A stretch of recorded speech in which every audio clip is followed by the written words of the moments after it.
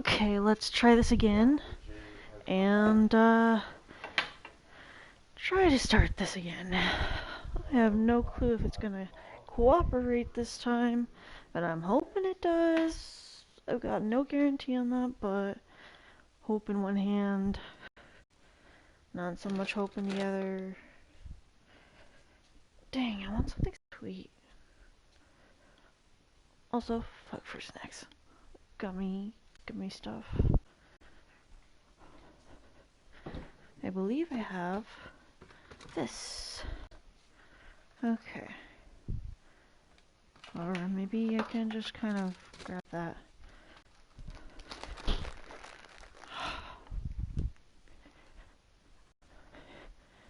Hey!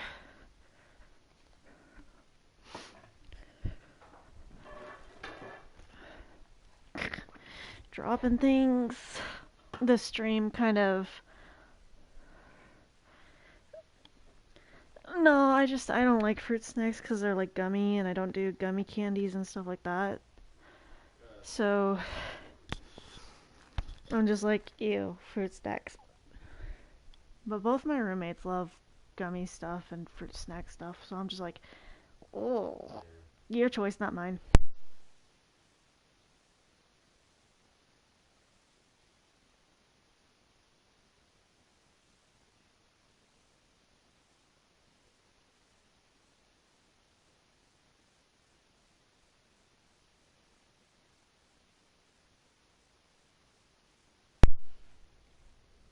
The stream randomly stopped due to network error and stuff, so had to restart the stream, which meant restarting my PS4.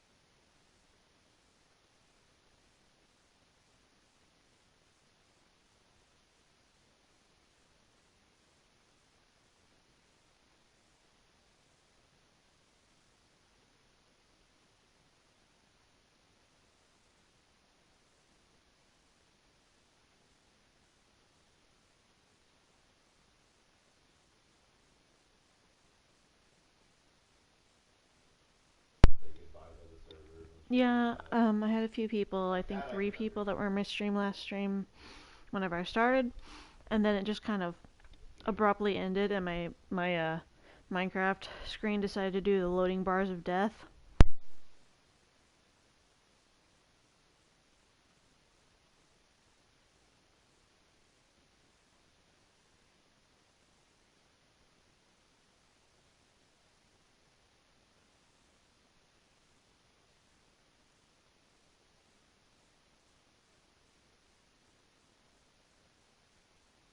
Like I wasn't even like maybe 15 minutes into stream, maybe less, and I was showing the replica of a dungeon from the NES Legend of Zelda game that I had made in Minecraft.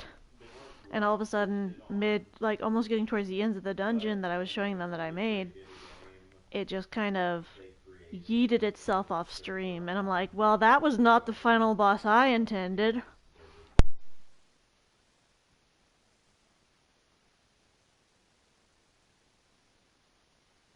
Because, like, in the NES Zelda, one of the temples that you're in, the main boss battle is a big Hydra type thing, dragon thing, that shoots balls at you. And I had, like, this whole plan for an Ender Dragon to spawn in the main big boss room.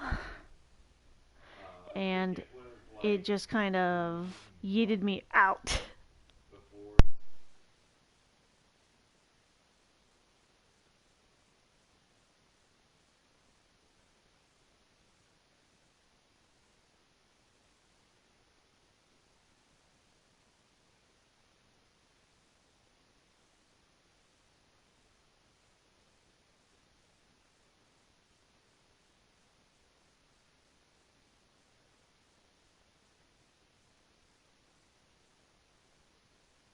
Also, the loading screen might take about 8 minutes to get to the game screen.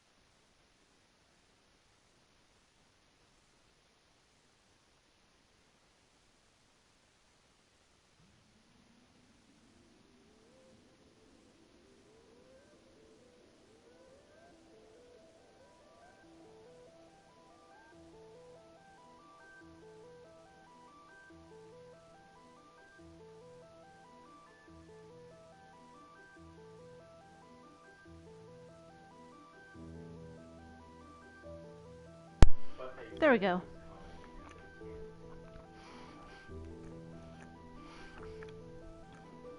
OSRS? I don't know what that is.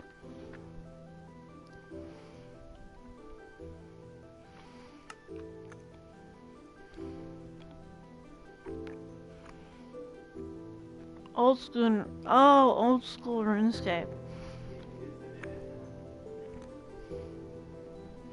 I haven't played RuneScape in a bit, but I used to. Used to play back in like 2010, 2012. I think I started RuneScape in 2008 to 2009. I think I'm still at level, I want to say level 3 or 9 in RuneScape, because I didn't level up very much because I didn't get to play too often.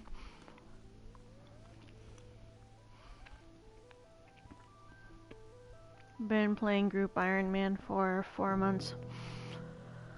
I am still like really low on all my leveling in RuneScape, and I'm like, if I went back to my RuneScape account,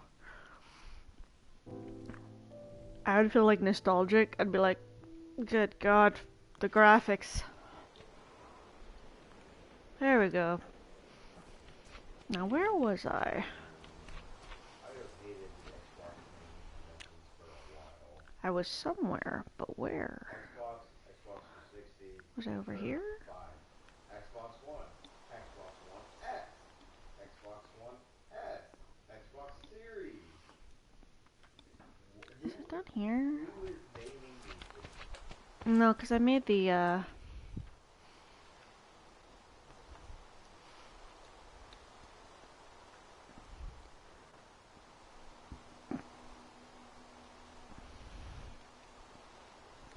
my computer wouldn't even be able to run it at the moment. Like, this is one reason I'm not gaming on my PC, even though I have a lot of games on my PC, is because my computer is basically starting to have a main drive go out, and I can't afford a new computer, so I have to take care of and baby my computer as much as possible while it allows me to do my art. Like, oh yeah, you can do the art, but if you try to play a game, I'm gonna freeze up on you and crash. So I could replace the drive potentially, but it's gonna be expensive, and I didn't even bring in enough at yesterday's art event to even try to plan for a new drive. It's the internal hard drive, I think. It's like a SSD or SD, like it's a standard really. I don't know how to pronounce it. It's where the fuck is the place I was working on? Oh, the art event yesterday. So, oh boy, if I got story time for you. So art event was yesterday, and it was fun. I was able to not feel as exhausted as I normally do, but had a slight issue at the event. So I decided to craft some candy bracelets with like letter beads I had left over. Candy as in Kandi, like they wear at raves and peace, love, unity type stuff. I had a bit of candy bracelets made with words on them. And I tried to put all my candy stuff in one place. I have a canopy tent for the events so I can set up and not be in the sunlight.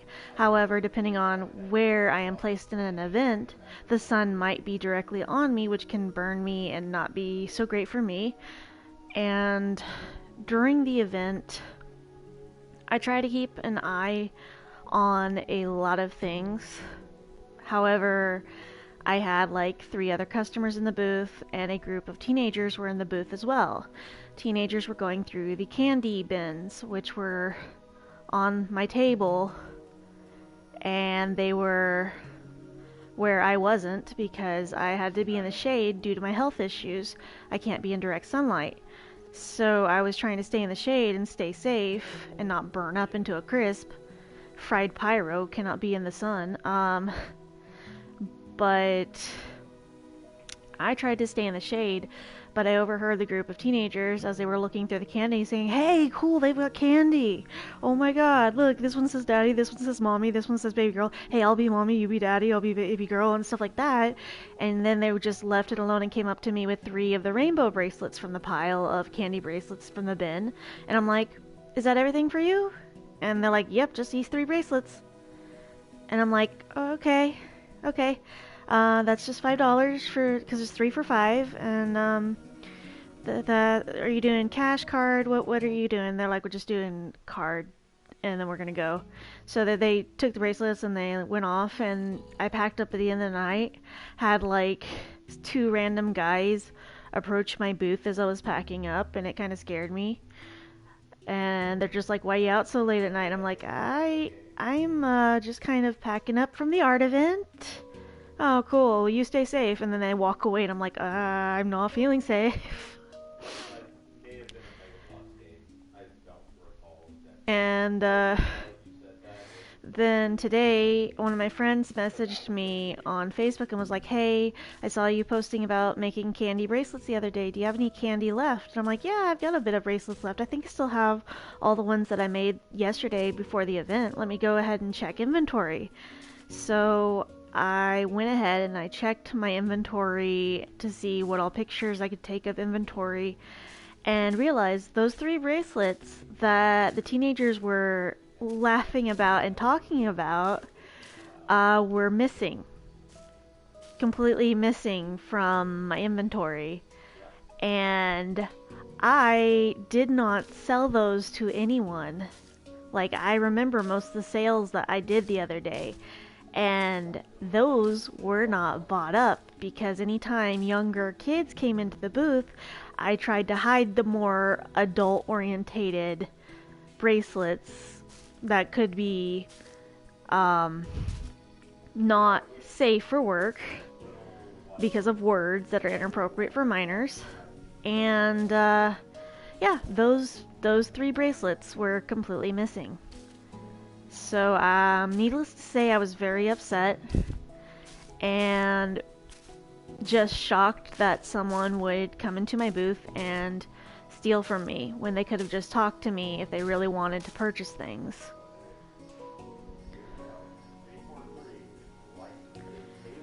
And that's almost as bad as one other art event that I crafted and sculpted a bunch of clay snakes and steampunk snakes and candy type snakes. I crafted them out of clay and I spent a week sculpting them and making them, putting the eyes in, and then taking a week to paint them and let the paint dry before the art event. And yeah, I made a lot of little tiny snake figures, kind of like the snake figures that you see in videos that people make that are super cute with the big eyes and the derpy looks. I made some of those, and one of the art events I was doing previously this year, kids were at my booth for Easter, and I had the snakes, and kids were just kind of rummaging through everything I had, and basically didn't pay attention to the snakes I had up on the table, knocked over the snakes, and broke them. They didn't say anything about breaking them.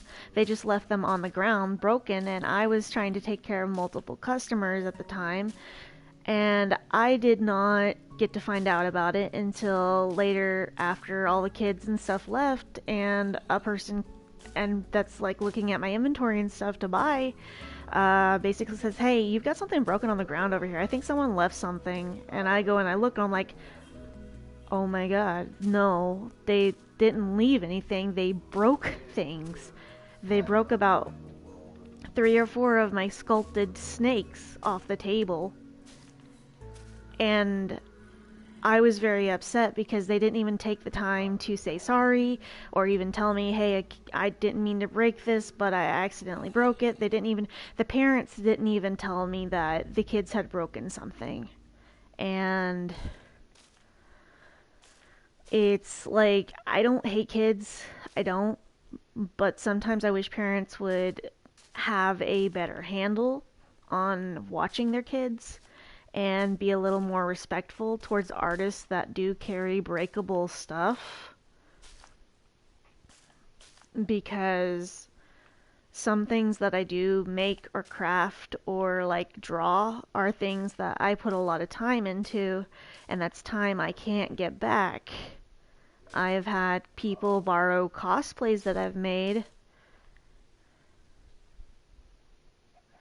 and the cosplays I've let friends and family borrow in the past, they would basically rip or break or tear the costume up within wearing it, and then be like, oh, I'm sorry, I didn't mean to break your costume. You could always make another one, right? I'm like, no, I cannot make another one. Do you know how long it took me to make this? Oh, well, I'm sorry, it won't happen again. Do you have any other costumes? No, no, you are not going to be going through any more of my costumes. Like, no, I'm sorry, but you break one costume. I had to pre-order that from a specialty store in Japan and wait 2 months for it to arrive. No, you are not going to be having any more of my cosplays to try on. Like, and if you know the parent and says something, it's always no little so and so would never. No, it's more so like sometimes the parents are just like, oh, well, it was an accident and my kid didn't mean to do it. Sorry for your loss, but you have a lot of nice things, and I hope that somebody else comes and buys something, but sorry that my kid broke something, kind of stuff. If I borrow so much as a pencil and broke it, I would be fixing and paying for it somehow. Like, I understand that. And like yesterday's art event, basically I had a sale that I was doing. Basically, normally my bracelets that I make are like $5 each. I was doing a 3 for $5 deal, and that was on a lot of my plastic jewelry. And the earrings I normally make are like $10 a piece, like $10 per set. And people could get one for $10 and two for 15, which was one of the sales I was doing. And I was doing like, if you get one of the stuffed travel size sea pancakes, they're like Usually I had them priced at $15. I'm usually going to do them for like 10 or 12 now. And if you get two of them, I'll do them for 15. And not a lot of people were interested in that. And just like I had a bunch of deals, sorry, that I had set up for yesterday as a kind of a special thing for the Hispanic Heritage Month thing. But I honestly didn't really make very much yesterday. I maybe lucked out at making 100 maybe, and that ended up going towards ordering more supplies to make things. Yeah, the market for things right now is pretty tough, but like I still try to help people with art and make stuff because it's what I do, and apparently um oh yeah, it's got to get the stairs in here. So well, I mean, I try to be a nice person to people. Yesterday I had a random encounter. There was a therapist slash psychiatrist that stopped by that was traveling from out of state, and they had asked me, so I heard you were doing some things for like mental health awareness and stuff, so can you tell me a little bit about like the mental health issues that you have and what all you're dealing with? Just not meaning to pry or anything, but if you would like to tell me your story, I would love to hear it. And I'm like, okay, well, I have chronic suicidality that I've dealt with since I was 13, and I don't really have a way to cope with that medicinally. And so I use art, I use expressing myself through what I create, and just that's how I cope with it. It's been how I've coped with it for the past 16 years. He's like, okay, that's pretty neat that you've done something really creative with like the struggling and stuff. I'm like, yeah, I generally try to keep pretty busy. And he asked if he could see some of my art, and I'm like, well, I also have like PTSD and a bunch of other issues that I deal with, like BPD, which is borderline personality disorder. I deal with a lot of anxiety, including social anxiety, and I also deal with like autism and ADHD on a daily basis. And his daughter like popped in and was basically like, I couldn't help but hearing, but like I heard you mention BPD. I also have BPD, and it's pretty nice to meet someone that also has it and isn't like taken back by it or anything. I'm like, well, yeah, BPD. BPD isn't like a really bad thing. A lot of people have a lot of stigma around it. Like, if someone mentions they have borderline personality disorder, apparently most people will assume like, oh, you have a personality disorder, so what, you've got multiple personalities and I have to walk on eggshells around you? No, that's not it at all, actually. A lot of the time, BPD is just people that have been through a lot of trauma, and their brain is affected by the trauma because they have a lack of self-identity due to all the trauma that they've been through, and they're very impulsive and see things in black and white and don't really see a middle ground to things. But that doesn't mean that they're like broken or anything, or that you have to be careful with what you say around them, because like lots of people have issues, yes, but there's a lot of stigma in mental health that people haven't really taken time to understand. Like, whenever people say, oh, I'm bipolar, people assume, oh, bipolar, so you're going to be happy one moment, then basically go off on me the next moment out of anger. And it's like, no, people with like borderline or bipolar disorder is just a chemical imbalance that a person has where their moods and emotions aren't regulated normally, and Basically, it's not just happy then angry, it's happy then depressed, or happy then sad, or happy then scared. It's more of a fluctuation in emotions that people don't seem to understand.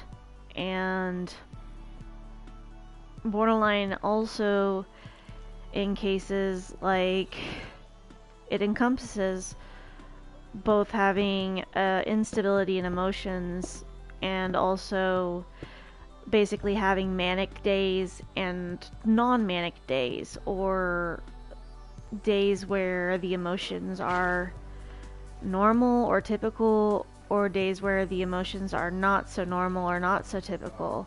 And it's just kind of an up and down roller coaster ride for those individuals. But it does not necessarily mean that the person is a bad person, or that their mental disorder is something that's gonna like hurt other people. Because even though some people do struggle with those things, it doesn't mean that they're any less of a person for having those things. Mental health issues and mental health diagnoses that people do have, it doesn't make them a bad person for having those diagnoses. Like people who get diagnosed with like autism or ADHD, it's funny how some individuals that you come across publicly, like at art events for me, whenever people are having a normal ass conversation with me, and then I mention that, yeah, I do this stuff because I've had a lot of issues trying to handle my ADHD and my autism, and I'm on the autism and ADHD spectrum, so I try to make things that help people with like sensory issues and stuff, to bring awareness to mental health for those that can't be medicated. And as soon as I mentioned that, they're just like, "Oh, well, you're so brave to come out here and try and do this. I'm so proud of you." And I'm like, we were just having a normal conversation like a minute ago. What the hell? Like, it's, yeah, like a lot of people, whenever they basically find out someone has autism or ADHD, they basically infantize the way that they talk to them and basically dehumanize the way that they talk to people, because autism is seen as like, how do I put that in a not going to get banned type term? Um, it's seen as a brain defect to a lot of normal people. It's seen as a special needs, special ed type thing for a lot of people. Whereas in reality, it's not necessarily that. It just means that your brain functions a bit differently than a lot of people, but it doesn't mean you can't understand a basic ass conversation, or that you don't know how to speak. Because with me, yeah, I have select mutism with my autism, which when I'm stressed out, overwhelmed, or overstimulated, I go nonverbal. Yeah. But people have this really big assumption that people diagnosed with autism are people you have to slowly explain things to, or be like, well, when you're like, um, one of the art events I was at, selling things to people, was a bigger event, and they had a first responder for mental health situations working there. And I was having my first public autistic meltdown, where I basically shut down, went nonverbal, because I was overstimulated, and there were a lot of noise stimulations that were very loud and overwhelming for me, like the random sirens from the fire trucks or the police cars or the ambulances that would pass by. And that would severely mess with my sensory issues, because they're very, very loud, painful noises. And too much stimulation of noise can cause me to shut down and go nonverbal because of how my body reacts to it. So whenever I went nonverbal, I had a roommate helping me with the event, and people, because I was nonverbal, they assumed that my roommate was the one who made all the art since they were helping me with the art event. And my roommate's like, no, no, they're the one that did the art. I don't do the art. They did it. And the customers would basically be like, oh, well, okay, and they'd still be talking to my roommate and basically disregard the fact that my roommate tried to give me credit for the art that I've done and basically still try to carry on a conversation like the other person was the artist, because people don't realize that just because you're nonverbal, it doesn't mean you're dumb or that you can't communicate in other ways. But apparently a lot of people assume that just because you're nonverbal, you can't be an artist or you can't do art. And it's stupid. Like, I went nonverbal and the staff got one of the first responders that works the mental health stuff to show up, and it's okay, and try and talk with me. And the mental health professional that was talking with me basically was like, hey there, I heard you were having some issues and just getting a bit overstimulated, and that the event was being a bit much for you. And I want to know what we can do in this situation to help you in some way.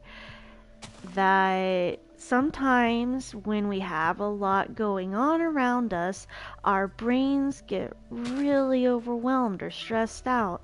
And when we get overwhelmed or stressed out and we panic, our brain doesn't decide to think, or we don't decide to think through our decisions or things we do.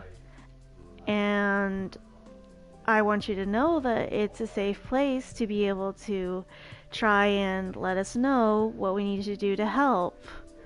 And I'm just sitting there still having like a panic attack / meltdown, very annoyed at the way that I'm being talked to by this person, because I wish I could have verbalized and I couldn't, and then they're just talking to me as if I don't know how to think, when I know how to think even whenever I'm having a meltdown.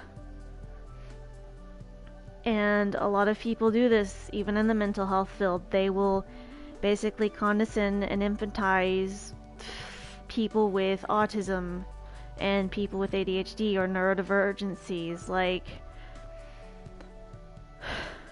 it's just a kind of a stigma that's been around since like the early 60s. And it's also something that still happens with like just people in general. There are a lot of people that currently still support the puzzle piece being a symbol for autism. And a lot of the people that are neurodivergent in the autistic community do not like the puzzle piece and don't like the symbolism of the puzzle piece, because we're not pieces of a puzzle. We're not things that you have to try and fit in. We're not things that you have to try and fix to fit in. We're a little different and our brains function a little differently, but we're not pieces that are missing or things that you have to try and fix. Our brains just function on a different wavelength. And people don't recognize that. They don't like that. And like, there's also a thing with whenever people find out that you function differently, they don't like that you function differently, or they are aggressive towards you because you think differently.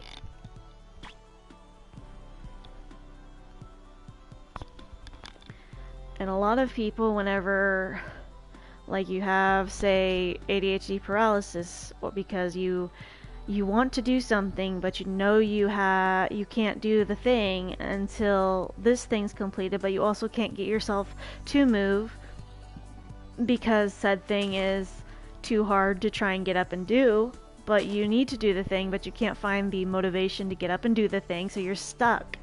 You're just stuck, not being able to do anything. And it's like a time paralysis thing.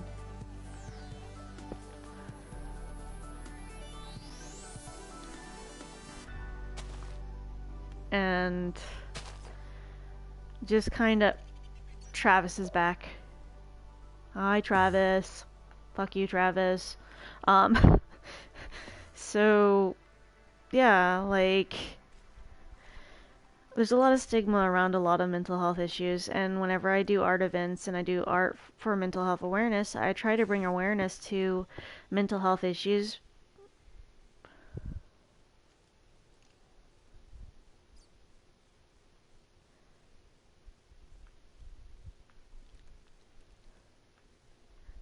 And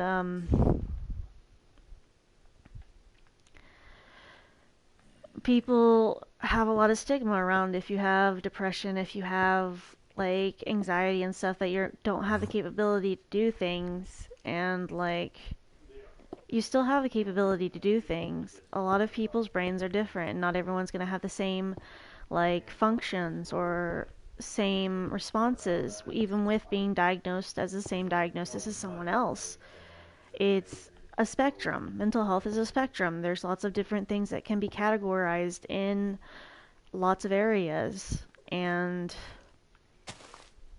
people don't necessarily take the time to try and understand and learn and try to realize what all goes on with each mental health issue.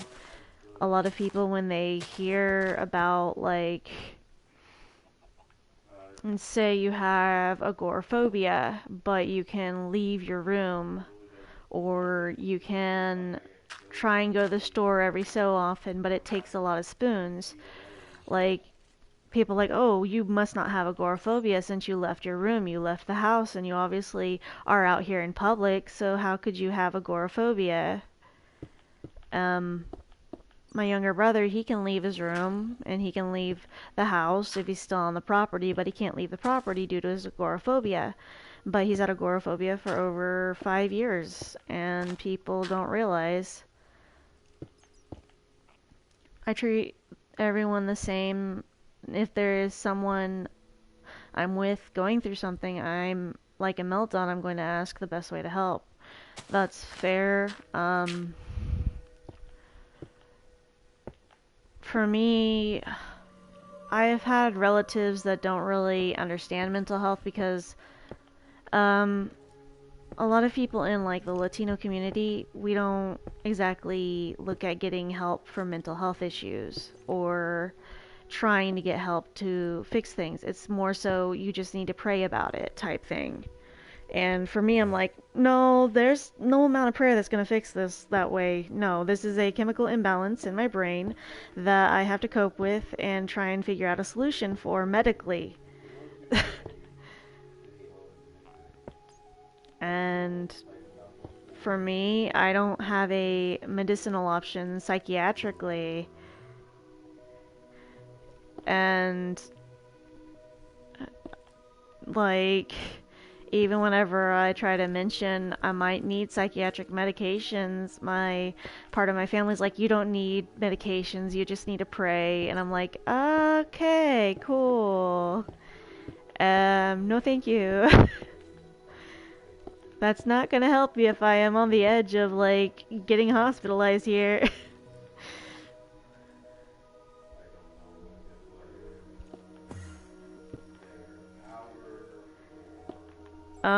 But like, I have nothing against prayer. I have nothing against my family believing in that, in like prayer and stuff. It's just like, that's not my way to handle this. My way is actually going to a professional and seeking medical advice and medical professionalism for the issue.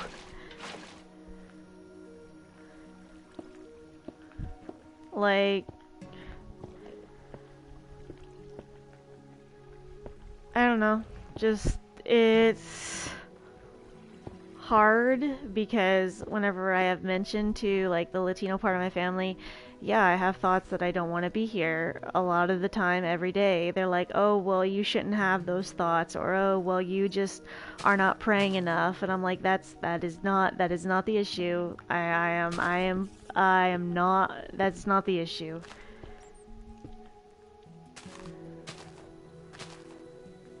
They're like, you should not have those thoughts. You should be happy. You have a lot that should be making you happy, and you have home, you have food, you have water. Yay, congratulations, I have my basic needs met. Uh, it's like you have friends, they make you happy. I'm like, about that. I like my friends, yes. Making me happy, that's a little bit sketchy there because sometimes my friends want to vent or we all have mental health issues we're struggling with, and I tend to be very empathetic. So making me happy, that's yes and no. Yes and no. Like I enjoy my friends. I enjoy the time I spend with my friends. Making me happy is hard because I don't get to experience the feeling of happiness very often due to a lot of my issues I deal with. And some people don't understand that very well because they're like, "Oh, you should have all these reasons that you should be happy. Why are you not happy?" And I'm like, "You really don't understand, do you?" Being happy in this economy? Bad joke, but you gotta have some dark humor in there somewhere.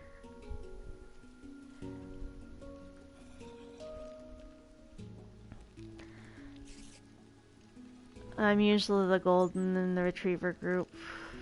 Fair. I'm usually the golden retriever in the group. That's fair. Let me put the lilacs. Okay, so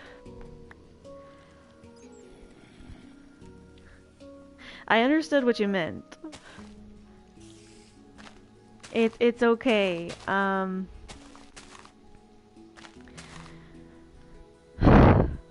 So I have a lot of friends that are like, "Oh, you shouldn't let all your stress get to you. You should maybe try breathing exercises or maybe try not to think so much on all the bad things and try to think about the positive things." And I'm like, "Yes, I understand. There are positives in life and I try to think about them. I really do. But also, I also think about realistic stuff and think about like what all is a realistic truth that is super negative and how I can't avoid thinking about that because it's literally like right in my face with everything like, oh yeah, yeah, we have a good life, but for how long? Have you seen the government? It's like, oh, well, you are healthy. About that, yeah. Healthy. I was like, but you are healthy. You have healthy blood work. You are healthy, so you should be happy. I'm like, oh wow. So about that being healthy, my blood work it is healthy. Yes, aside from the autoimmune disorder. Yes, my blood work is always very healthy. Low cholesterol, low sugar, just very healthy. But healthy blood work does not reflect a healthy body. My body's always in pain, but doctors can't figure out why I'm always in pain other than fibromyalgia. And they're just like, oh, well, lose weight, and then you'll feel better, or your symptoms should decrease if you lose weight. And I'm like, okay, lost 40 pounds, things got worse. Oh, that's not supposed to happen. Yeah, it's not supposed to happen. Yeah, like a lot of doctors in the past 3 years or more, whenever I moved to Arkansas and started getting healthcare and stuff, a lot of the doctors would be like, you have a lot of medical issues, but my solution is that I'm not saying it's your weight, but it might help you a bit if you decide to watch your calories or maybe take a list down of the food you're eating, maybe try and record your weight daily, maybe drink more water and exercise, and it might lessen the severity of your symptoms. And I'm just like, Doc, that is not the case here. I've had these symptoms or diagnoses since I was underweight, so it's not my weight, and I wish you'd stop saying that it was. And just they're like, "Oh, well, I'm not saying that it's your weight. I'm just saying that it might lessen in severity if you didn't weigh as much as you do now." And I'm like, that is exactly like saying that it is my weight. No, no, I'm just saying it might be something to consider. And you might be causing me to consider a different physician at this point. Try to find lanterns. It might be something you need to consider. Maybe you should fuck off.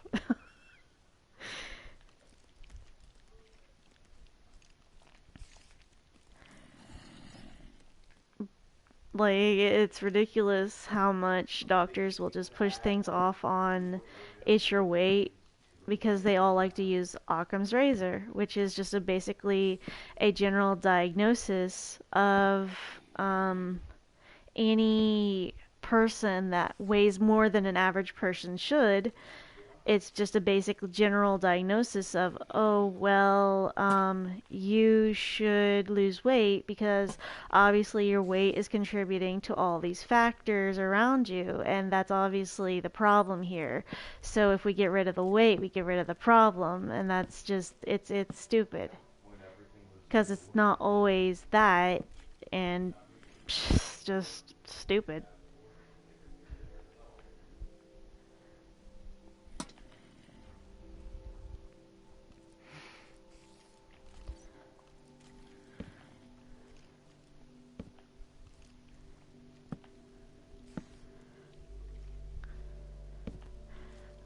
Today I finished repairing the snakes that had gotten broken months ago because I finally found time to sit down and fix them. But I'm hesitant to ever take them back to another art event, and I'm hesitant to even show up to the next month's art event if I sign up for it because I worry about my products being safe. I worry about me being safe. And just I do have pictures of the snakes, and I can post them very quickly to the channel, the Discord channel. Let me go over to here. Let's go to Discord. I've got my phone by me, so I'm just gonna try and go to there. I need to drink water.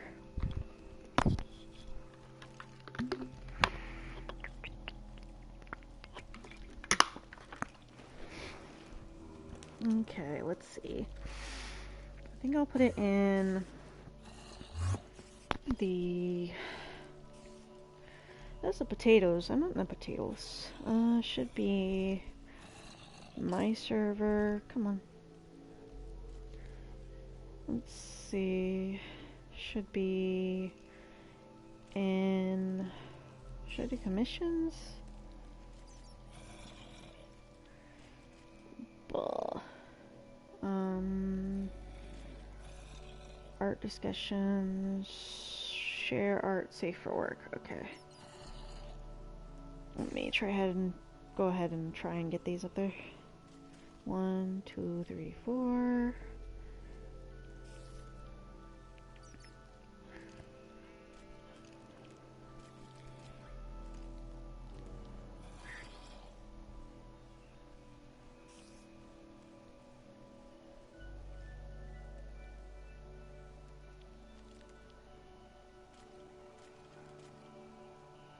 Like, there's the picture of them in the safe for work. And let me go ahead and find the other stuff.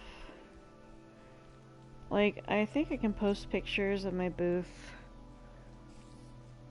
Yeah, those were the snakes. Like all four of those were ones that got broken during the last event that were what I considered I could possibly repair them. One of them had like their hats were missing, little gear hats. I resin craft gears for the hats and stuff. I hand sculpt the snakes. I hand paint them. It took me 2 weeks to make each of the snakes. Basically, and just kids broke them, completely severed some of the heads off of some of them, and I had to reattach the heads. Let me try go ahead and post those.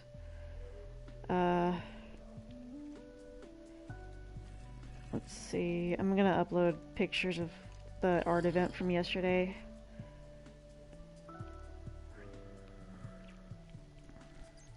But these are things I make.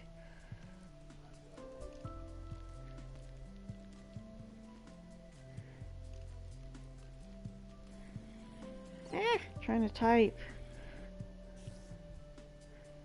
Pics from the art event yesterday.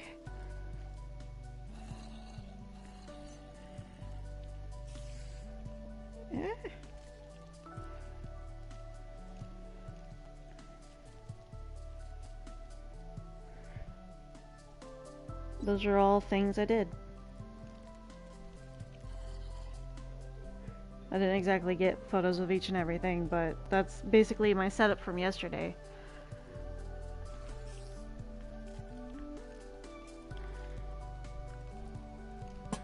And those are all things that I craft, that I take and spread mental health awareness with. Let me try and... I think I could put... Maybe I could like grab that. Okay, hold on. Maybe I can put a bench in here. Yeah, generally I stay pretty busy each day because, the louder my thoughts scream at me about not wanting to exist, the busier I become trying to craft, because I try to avoid the thoughts like that because they get very, very loud for me. And I've had those thoughts since I was 13. So this has been what I've done for years. Coping is just making things, doing art, just kind of doing that. And when I reached high school, Minecraft was a way I kind of detoured for a bit. I still have old YouTube videos of like the original Alice in Wonderland build I had tried to do at one point when the beta was around, and I'm just like, God dang you graphics. And how at the time when I built that, I thought it was like a really big accomplishment. And I'm like, oh dear God, do you have things to learn when you get older about Minecraft and how much it's going to like just improve graphics and improve multiple things? Like, I know you think you did really well, and I know you think this is amazing, but this is not going to be anything compared to your Minecraft Wonderland build you do in the future. Which I don't think I've shown you the Wonderland build that I've done in Minecraft. Go like that. Maybe do like a gazebo out here. After I finish like the gazebo part, I will try to show you the Minecraft build. Let's see. Thanks. I just want to make kind of peaceful looking places and just kind of try to experiment a bit. You can't place it there? You son of a bitch. Okay, fine. I can't place it there. It can only be placed on a grass block? You blitznuck. Okay. Okay, I won't do any more of the, I won't do any more of those. I'll just kind of take the cobblestone and... Fuck you. I just want to place the lily pad. Is it a lily pad? No, it was a drip leaf. Drip leaf. 2, 3. There we go. AT&T, raising the bars. Bad joke. But seriously, raising the bars.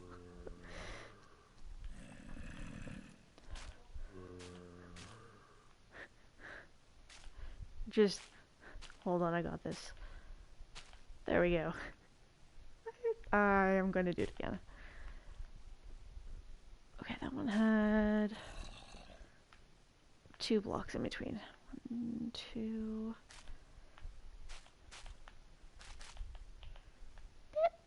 There we go. Okay. Maybe go over here. 1, 2, 3. Will it go any higher than 3? Oh, it does. Okay, okay. 2, 3. 1, 2, 1. I'm amused. 1, 2. Okay, got all that. And now I can go over here. And we're gonna just section out a gazebo spot.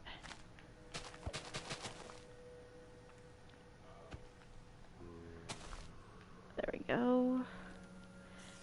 But yeah, like, I made sea pancakes, I make manta rays. I destroyed the ground! That was not what I made, but it was something that happened in game. I destroyed the ground. I didn't mean to make that! Okay, when I said I made mistakes, I meant myself.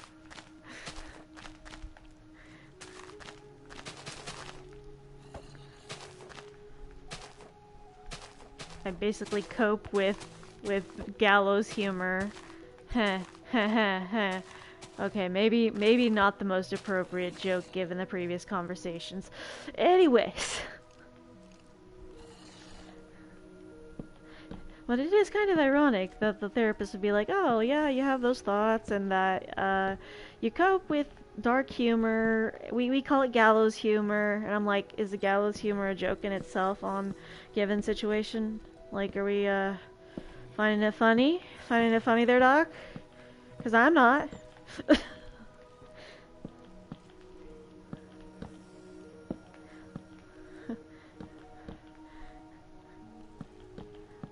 The things I've lost. My mind, my will to live.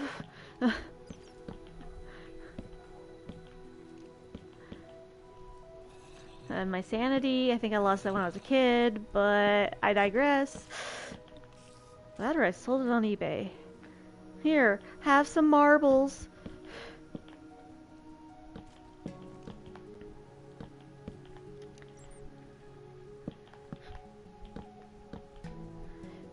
Me decides to feel old because I still use eBay. It's like people are still using eBay? Yeah, yes. Well, from an inner stranger, I'm glad you're here. I appreciate that. I just have a very hard time trying to understand why I'm here. I try to give myself silly reasons to live each day. That's just kind of what I do. Just like, oh, you can't do that today, 'cause your cats will be upset and then they'll freak the fuck out if you're not around. I'm like, damn, you got me there. Shit, I don't want to make my cats freak out. Okay, so your cat's freaking out. That's what got you to say not that your friends would be sad? I mean, that would help. Like, my friends would be sad, I know that. But, like, also, my cats.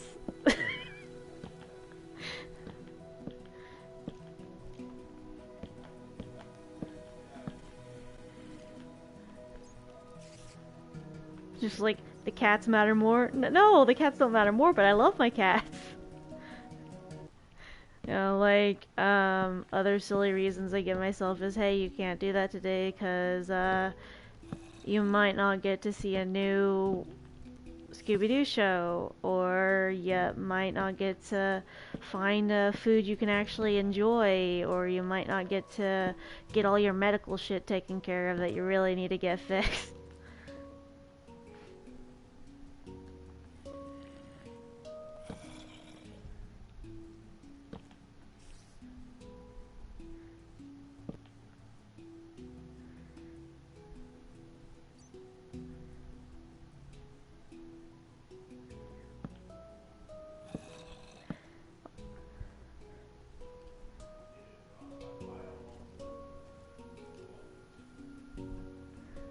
You gotta get the art done first. I know, like, another silly reason I give myself to live is, hey, you still owe your roommate like $400 from the first time you all moved in here, and that you've slowly been working the debt off of with each art event. And you have to get that paid off before you can like vamoose out of here. So better work hard and get that taken care of, huh? Slowly taking care of it, and just over here like, I really need to do this faster. My roommate made the joke, oh no, you see, you're gonna try and get it paid off, but then because you've told me that you can like just kind of vamoose after you get it paid off, I'm gonna make sure that I find other things that you might have to owe me. And I'm like, are you serious? I'm like, and they're like, if it gets you to stay around, yeah, I'm pretty serious. I don't like owing people money. I don't like owing people like money of any kind because I don't like being in debt to people. And I try to work very hard to get it paid off as soon as possible because it bugs me to owe people things.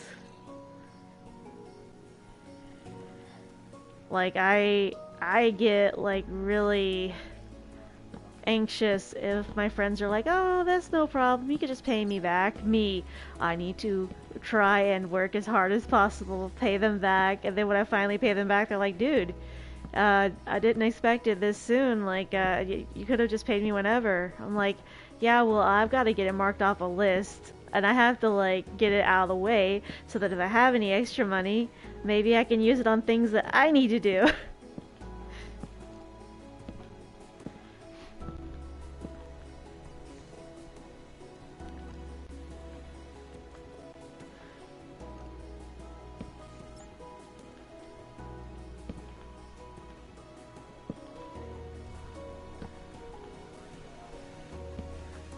Like, my brain's immediate thing is I have to do this now. I have to do this now.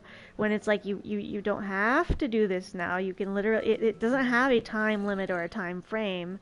You can do this anytime. Me, I have to do it now. So if I get it paid off, then I don't stick around as a ghost. Just like, oh, I have unfinished business. Crap, what did I forget to do? Oh yeah, I still owe them money. Shit! Well, now I'm here for all eternity. Hey, is there any way we can like call it even? Cause like I'm stuck on this planet, and I did not think this was gonna be a thing here. Oh wait, it's almost 8:30. I need to check and see if the grocery order arrived. Cause it's supposed to be ingredients coming today, so I can make my roommate their favorite thing for their birthday party tomorrow. Because their birthday was Wednesday, but I wanted to make sure they had friends over for their birthday and stuff, so we talked to friends and we decided we would go ahead and... They're not here yet. Talk to friends and set up like a birthday party, because...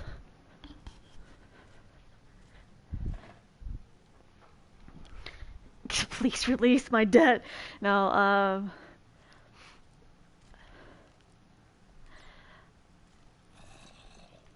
I try to. One of my other silly reasons for sticking around is I want to make sure my friends have good birthdays.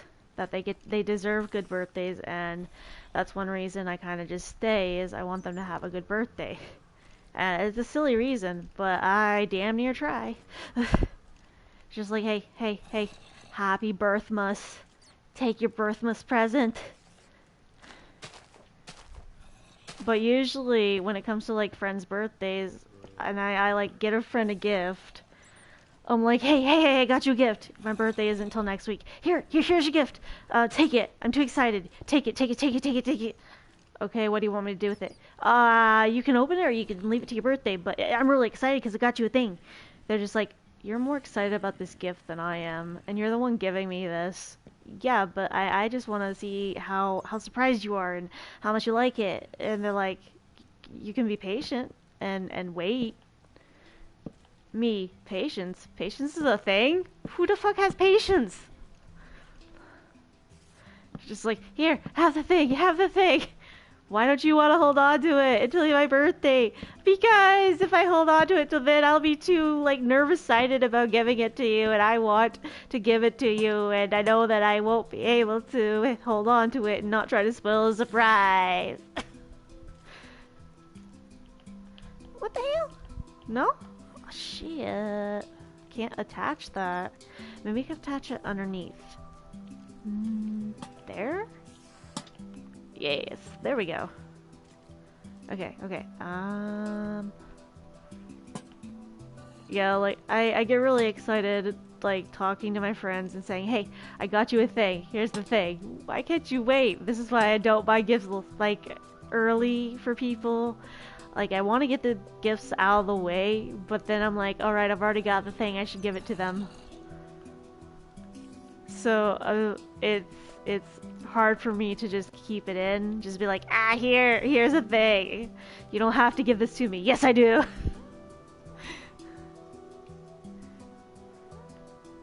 It's a thing for you, so I have to give it to you. But you don't. Yes, I do. You can hold on to it. No, I can't. See, you just take it and you leave it in your room where you're not going to like be tempted, or I won't be tempted to try and shove it at you. Here, take it.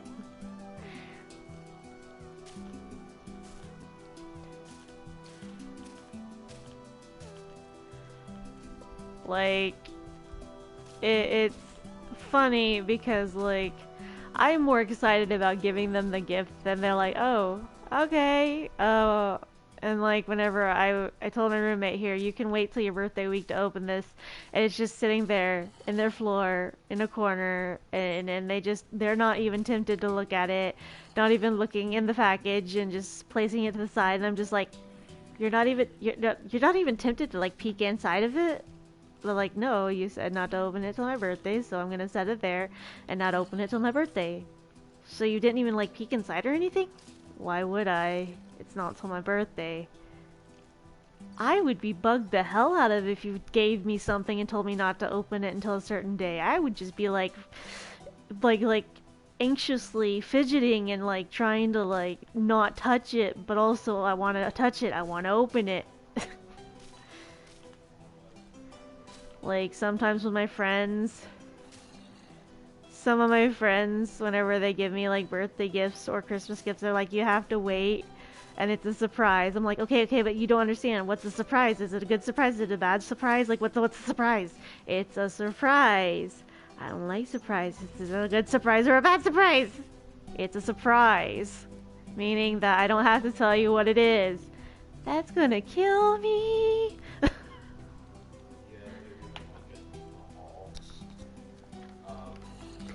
So I don't know what's inside of it. Yes, that is the point of a surprise. You don't know what you're getting.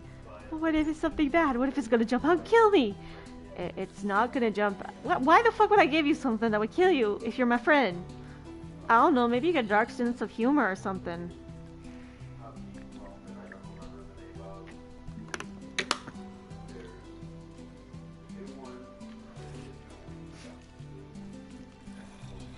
He's like, I don't know, maybe you have a dark sense of humor. I'd have some very sick and twisted friends out there. You never know. Maybe you just wanted to, like, have a box full of, like, scorpions or something. I don't know. Okay, first of all, does the box sound like it has something moving or alive inside of it? No. Is it a box of air? No, it's not a box of air. There is something inside of it, but there's no noise. Yeah, I taped it to where it would not make any noise even if you shook it around. So you can't make a guess as to what it is. It's a surprise. I don't like this surprise thing. Tell me what it is.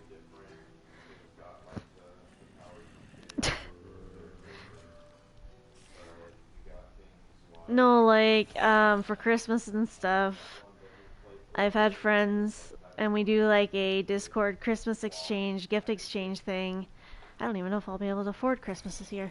But we do a gift exchange for Christmas, and a lot of the time, I'm usually able to guess what they're getting me, and they're like, "That's a very lucky guess there. Did you like hear any of our conversations in the Discord?" I'm like, "No. I just am very good at guessing gifts, and that's why people don't generally get me stuff and tell me they're getting me stuff because I can usually assume what they're getting me, and they don't like it."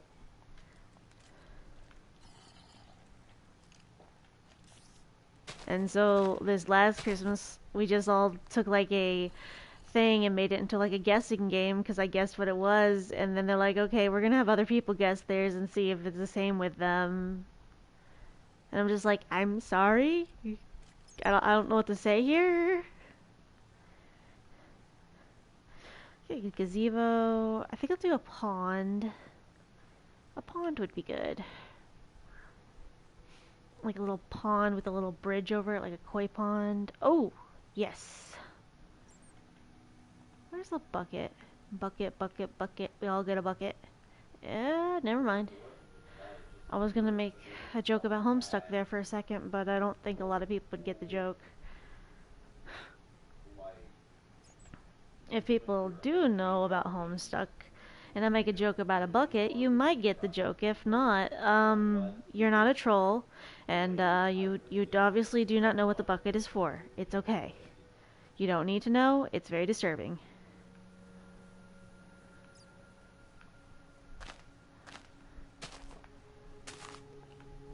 Um, so Homestuck is a webcomic series that started in 2013, and I've read through all of the comic except for episode 7. So basically, the buckets they have are in the trolls. The trolls in Homestuck are basically alien type creatures that live in hives. Well, their home is their hive, and they basically sleep in a mucus-filled cocoon type thing for their bed, and the buckets, because the aliens don't reproduce normally or like humans do. Basically, they collect samples from all the trolls and will put that in a bucket. And basically, everyone puts in a sample to basically create more trolls through the Hive Queen. So, yeah, nobody wants the bucket.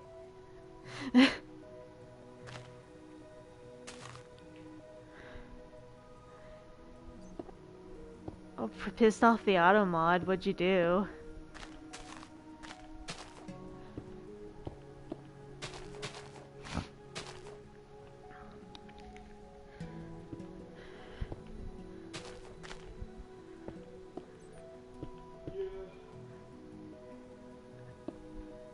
That word bust spelled. I don't know. Let me see.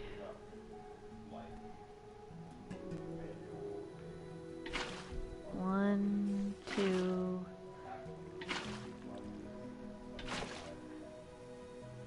So, yeah, the bucket situation with Homestuck is just pretty gross.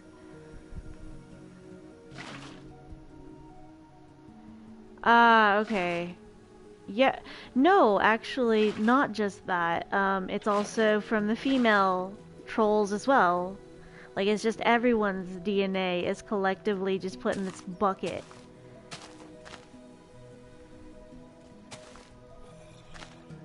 And I'm just like, okay. I came across that whenever I got to the troll part of Homestuck, and I'm just like, yeah,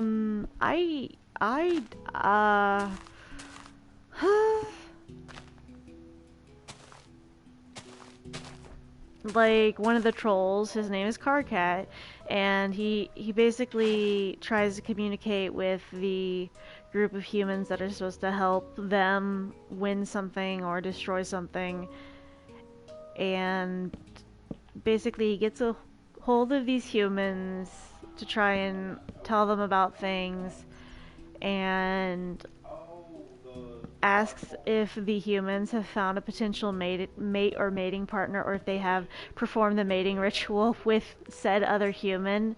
And basically the humans are like, "Why? No, that's disgusting. We're not even adults yet. Why the fuck would we do that?" And then they went off a whole thing about, well, in troll years, that's prime age. You gotta try and like you're getting old, man. And it's just like, um, okay then. And like how the trolls are like, well, I read this very, very naughty, smutty thing that humans left around, and us trolls have something similar in our culture, where the trolls hold hands. It's scandalous, and then they do something so scandalous. They kiss, and it's so graphic, so wonderful, so graphic. I love it. And then the humans are just these humans that are drawing stuff. They're just like that is your view of scandalous and adult. You sure you don't want me to draw people naked? And like the troll's response is, drawing people naked? How primitive could you be? Naked bodies? Oh, gross. Way to kill the mood. And I'm just over here like, hold on, what? How? Huh? What? What's going on? Why is that? What? Like, apparently trolls think it's so scandalous to just kiss or hold hands, and that's like pornographic detail there for them. And I'm just like, the fuck is this that I am reading? Huh?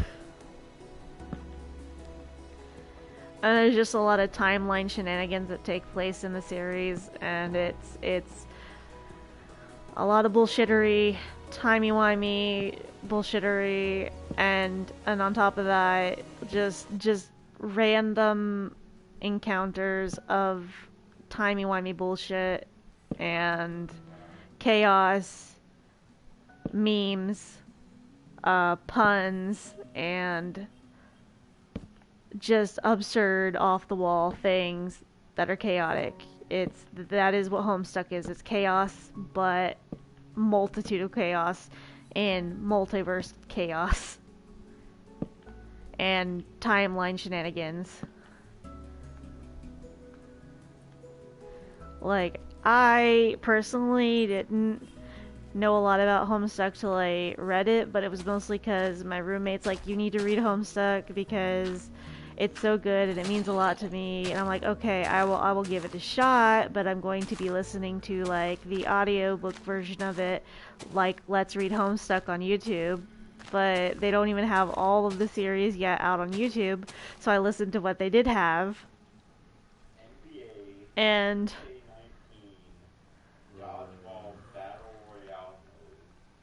my roommate basically asked me why I hadn't just like went to the website and actually read the comic itself. And I'm like, yeah, that takes focus. I don't have focus. I prefer the audio version on the Let's Read Homestuck. You could just read the final episode. I could just wait for it to come out so I don't get distracted. Well, it's so simple. You just click on the link, you click on the episode you were on, and you read. Oh my god. Me. I do not have the focus or attention span to read through over 1,000 pages. Like it was a very long webcomic series from 2013 to like I think 2019. It was a bit of stuff. Like there's a lot.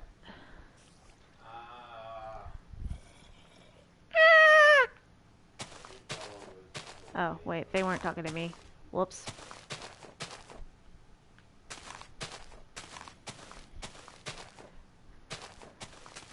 Random screams. I thought my roommate was just goofing off. Whoops. My bad. You were not supposed to respond. Shit.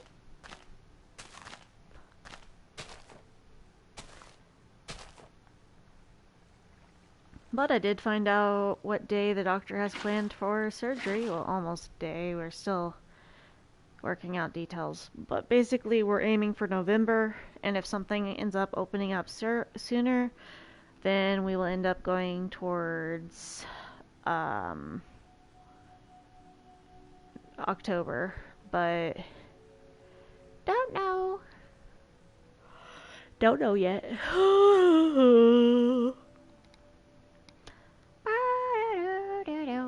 I'm hooked on a feeling. I am wishing myself luck at this point. It's like, hey, yo, you gonna be okay? Me, I have no fucking clue at this point. Okay, I've got one last thing to add into this, and then I'll have this layer finished.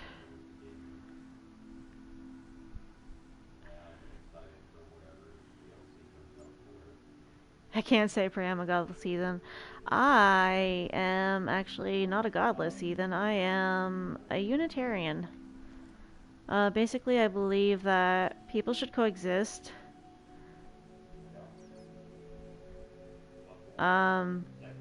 Unitarian, basically, you believe that there is a higher power.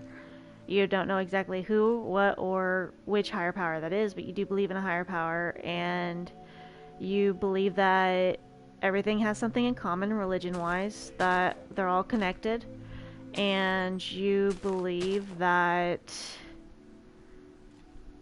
there is a purpose for something, but you don't know what it is, and basically you think everyone should coexist, and that's just basically what I believe in. Is just kind of coexistence, and that all religions can get along if they try and stop trying to shove their religious books down other people's throats. We're good with that. If you come at me aggressively with your religion, I might respond with aggression back, or I might just treat you with kindness and let it kill you. Just kind of let the kindness kill you. Because I do not put up with bullshit. But yeah, my family was very religious growing up. Basically, my family was very big on Southern Baptist. Being Southern Baptist, and I always drawn to doing what came naturally and following more so the indigenous and Latino indigenous part of my view on things. Basically, I didn't see a problem with people who practice Wicca, witchcraft, or paganism. I didn't see a problem with it. It was just not a Abrahamic viewpoint or religion that most normal people followed. I felt that it was more in tune with nature and things around you, and that some people are okay with it, some people are not. And to each their own. But I'm not gonna beat you with a potato sack just because you don't believe what I believe. Like, I'm just gonna be like, okay, you believe that? Cool. But if you come at me and you're like, oh, well, you're gonna go to hell because you don't believe like I do, I'm just gonna be like, is that really what your God thinks? Like, is that really what you're gonna do, is condemn someone you barely even know or met to a life of eternal suffering and fire pits because you don't agree with them, or they don't have the same view as you? That's a little contradictory to your belief system here, because your supposed God was a God of love and acceptance, and you're not being loving, acceptant. You're not being very loving or acceptant in what you're doing. I'm trying to read. Ah, shit, I forgot. I didn't read all of what you said with the bashing stuff.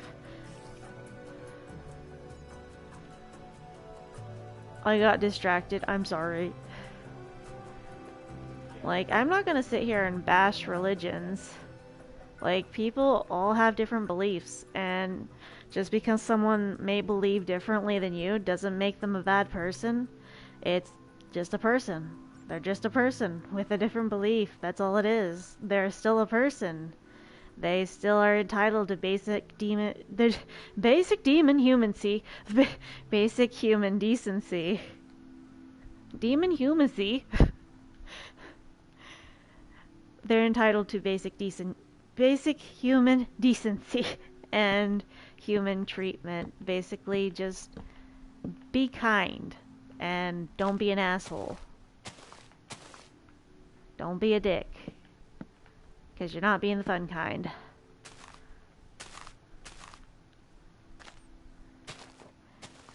And just don't go waving it around in people's faces. Like, if you can be kind about it, you can be nice about it, and express it in a relatively healthy way, that's fine.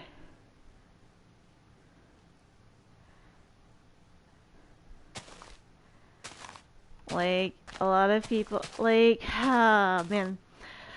So, story time again, I guess. I love my story times. Aha!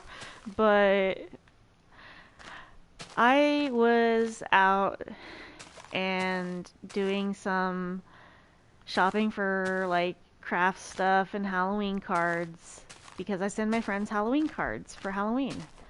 And I was looking for stuff that I could use to craft stuff for an art event. And this little girl approaches me in the store, probably middle school age, approaches me in the store and says, "Excuse me, ma'am, I just feel led to give you this card because I feel like you could use God's love." And I'm like, "Oh, I'm sorry, sweetie. It's not nice to make assumptions of people not having faith in God or anything. Like, it's not nice to make those assumptions on people." And she's like, "I didn't mean to assume. I wanted to give you something to show you God's love." And I'm like, "Honey, I've gone to church all my life, and my grandma was a youth minister. I already have the stuff you're gonna give me memorized. Someone else can use it instead of me." Well, and then the dad, that was like maybe 10 feet away, comes up and puts his hand on his daughter's shoulder and says, "Ma'am, we did not mean to offend you or anger you in any way or make you upset. She was just trying to give you a card with a message from God on it." And I'm like, "I understand that, sir. I wasn't upset. I wasn't offended. I wasn't angry. I just cannot accept the card right now, so someone else can use it, because I am not able to take that card." And like, it wasn't the fact that it was a religious card from her. It's the fact that I'm immunocompromised and I can't accept random gifts from people in public spaces without risking getting sick from what they're going to give me. And it was just kind of, the dad then kind of escorted the kid away, and the kid, as they're walking away, is just like, "I don't see why she was so upset." And I'm like, "I was not upset." And the dad basically told the daughter, "Look, honey, some people just don't want to accept God's love. That's okay." And I'm just over here screaming internally. I had my mask on. I was trying to social distance. I only had to pick up a few things that I couldn't order online. And I had a couple friends that are like, "Oh, you should have just accepted the card." And like, accepted the card and threw it in the trash. And I'm like, okay, but this kid drew up the design for these cards. That's her art. Taking someone's art and then just like acting like you want it and then throwing it away afterwards, that's disrespect for the artists themselves. You don't just take the card and then throw it away. Like me risking taking that card would have even risked it would have compromised my immunocompromisation, and I can't. Well, you didn't have to be a total asshole to the kid. I wasn't? You could have just been nice and accepted it. No, I couldn't. You don't understand. And like later on in the store, as I'm like getting to the checkout, I see that the dad and the daughter are still there. So I go up to the dad and the daughter, and the dad's like slowly grabbing his daughter's shoulders to make sure I'm not gonna like hurt her or something. And I'm just like, hey, I just want to let you know I wasn't upset. I was not mad at you. You didn't upset me in any way, shape, or form. But I think someone else would be able to use the card a lot more than I can. I know the verse on that card. I had that memorized, and I don't need to memorize it any further. I appreciate you trying. It's nothing against you, nothing against what you did. But I also try to help people and do things for people, and I tried to kind of use my words in a way that they would understand. So I said, my grandma always said, which she did, my grandma always said, if you feel led to do something in your heart, whether that be teaching people, helping people, or just treating people with kindness, then that's what you're led to do. And so I do that with my art and spread kindness with my art and raise mental health awareness. And they're like, oh, well, that's cool. Our daughter made the art for the cards, and I had a friend print out 900 of these, so we've been just handing them out everywhere, and we're about to head over to Walmart and head them out there. And I'm like, oh, that's cool. Well, I hope you guys have a great day, but maybe next time try to not assume that someone isn't Christian or doesn't believe in God. But just I appreciate you trying, but I am not okay with this. And like it like I wasn't angry, I wasn't upset. What I was upset was that the fact that they assumed that I didn't grow up with like a Christian family, or they assumed that I didn't know about God, or that I did not grow up with church values or stuff like that. Like, I'm sorry. Does my trauma not show? But I just hated that they made the assumption, and then they make this big scene or deal about it, about like me not accepting a card. And I'm just like, I'm sorry, I get sick very easily and I can't risk that, but okay. If you were truly following your God, you would understand that there is safe things and not safe things, and that you would not try to be doing unsafe things while the global panini is still going on.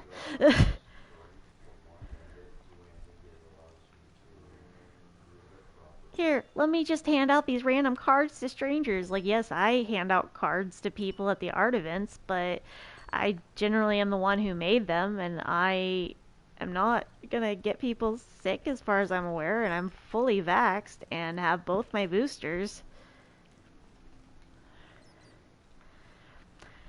I'm keeping my view on that closed down because a lot of what they do just grr. I understand. It's religion's kind of it can be a heated topic for a lot of people, but yeah, that happened one day whenever I was just out trying to do things I needed to do that I couldn't get done online, and eh, I had a lot of friends that were like, why couldn't you just order things online so you would have avoided the encounter? And I'm like, first off, Dollar Tree does not really have an option to ship me the things I needed. And two, I had no other choice, and I don't have a ride to a lot of places. Yeah, I understand that. There we go. Now I just have to create a path.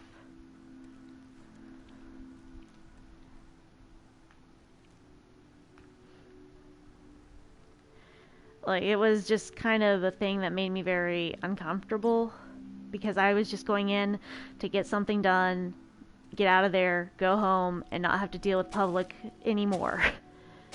But just like coming up to me and trying to like touch me in public, no, don't do that. I just wanted to get in, get out, and get out of there.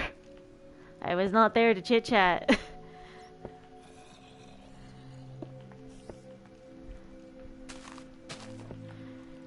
And like, it's just people. And then after the Dollar Tree was like, I grabbed my stuff, I checked out, and basically the Dollar Tree was closing at 7 now instead of the normal time due to their updating the store and stuff. And so right now, hi there. Right now, whenever I checked out and then left and decided to go and sit on the sidewalk waiting for transit, the there was a group of teenage boys that were throwing fireworks along the sidewalks and stuff as they were walking towards the Dollar Tree. And I felt a little unsafe because, one, they're throwing fireworks, and firework noises can be very triggering for me. Just the noises are very loud, so they hurt. And I know it was just a snapper, little popper things that they were doing, but I still don't like fireworks because they're triggering. And I don't know how the fuck they got a hold of fireworks with it being like August. Or like, yeah, August. And so this group of teenage kids are walking towards me, and they all have fireworks that they're tossing, and they're running towards the store that is obviously closed because it's closing time. Closing time. One less call for alcohol, and I won't be here. I know who I want to take me home. Anyways. So it was closing time, and they were walking towards the store throwing fireworks, so they start running towards the door and try pulling on the door, and I'm over here on the sidewalk just trying to wait for the transit to show up, and I'm like, hey, kids, the store is closed. They're temporarily closing at 7 p.m. now. And these kids are like, yeah, well, we just wanted to go and mess around in the store because that's what we do. We just entered high school, so we're mature, and we were just gonna go around and fuck around the store because that's what we do with stores is we go inside and we just mess around and goof around because we're kids, but we just got into high school, so we're mature and we feel like men. And I'm just like, you are obviously not mature because you are running towards the store with fireworks. That's strike one. You are obviously not mature because you are throwing fireworks everywhere. But we're just kids being kids. Uh-huh. Uh-huh. So I'm just like, well, this store is closed, so there's not really much you can do. And there is a sign on the door that says they're temporarily closing at 7 now if you had have read before trying to pry the door open. And then as they're walking past me, they're just like, okay, well, we're just gonna go over to Walmart across the street and fuck around there. And I'm just like, okay. And as they're walking past me, they're laughing and throwing fireworks as they pass me. And the fireworks almost hit me. And I just am like, trying not to have a panic attack and meltdown while waiting for the transit.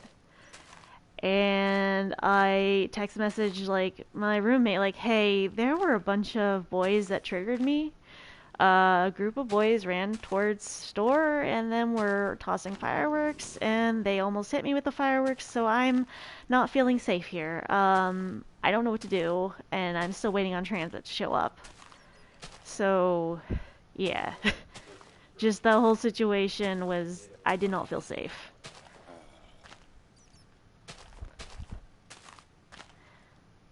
Telling all these story time stories. Story time. I feel like the AJR song. 100 bad days made 100 good stories. 100 good stories make me interesting at parties. Oh, 100 bad days make 100 good stories. 100 good stories make me interesting at parties. No, I don't wanna go. Wait, what am I doing over here? Oh. Oops. I forgot what I was doing over here.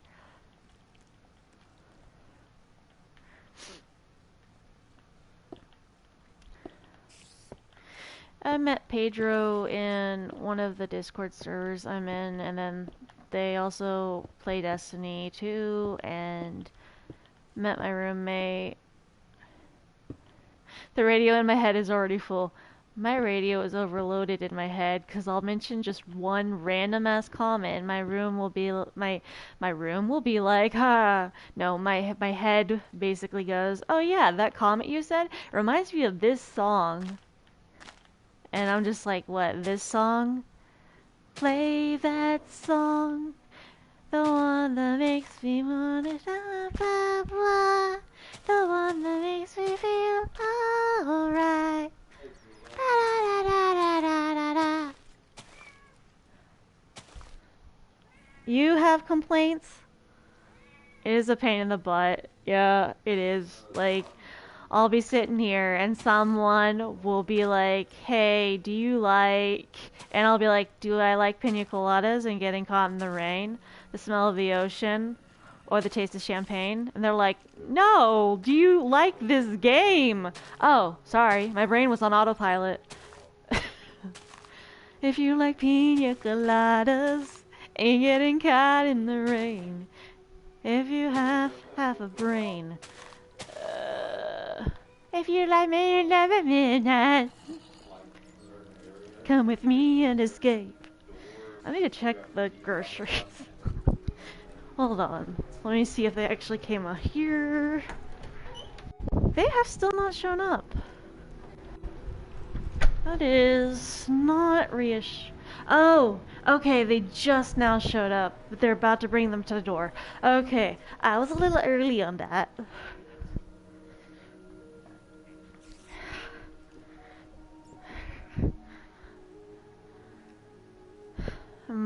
Brother made a comment about saying I look like my sister with my hair in a ponytail, then they didn't know I'm trans yet.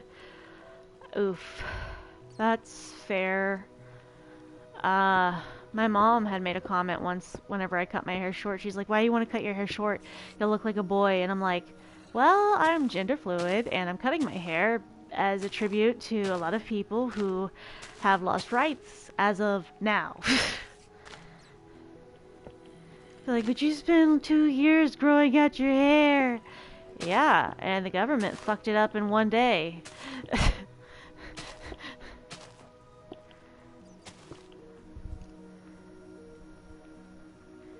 What did I was gonna do something over here, but I don't remember what oh, wait, I remember what I was doing. Sort of, kind of, half-heartedly. I think I was gonna do, like...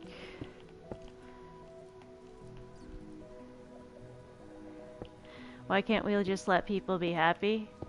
Because life is unfair. And life doesn't take no shit from anyone. It doesn't discriminate against whoever you are.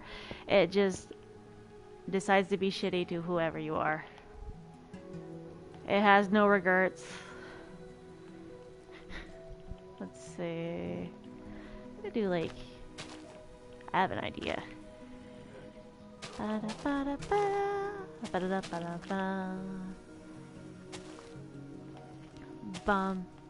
bum bum bum bum bum bum bum bum bum. It does not, but like that's why we shouldn't be shitty. Fair, like I mean The fire in the sky, the fire in the sky, smoke on the water. I'm sorry, my brain was like going through Guitar Hero songs apparently. It goes red, yellow, yeah, no, it's green, yellow, red. It goes green, yellow, red, green, yellow, red. You're gonna maybe get Guitar Hero and play. I have not played Guitar Hero in a while. I actually think the last time I played Guitar Hero was middle school and high school. I don't think I actually have it, but I do know that I. Oh yeah, that's right.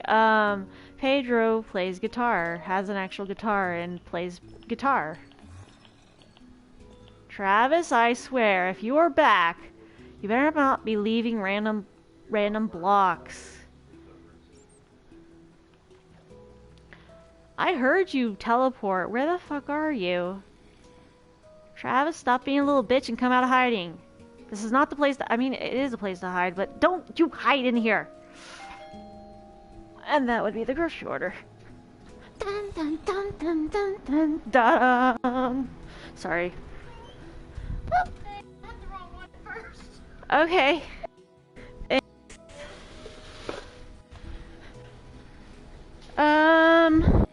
Ma'am?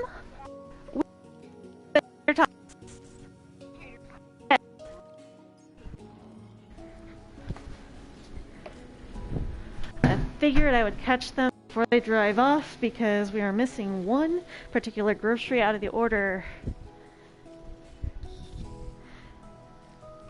Oh, it's okay. I just got the grocery order for groceries to make the cracked out chicken bacon ranch tater tot casserole for my roommate's birthday party tomorrow.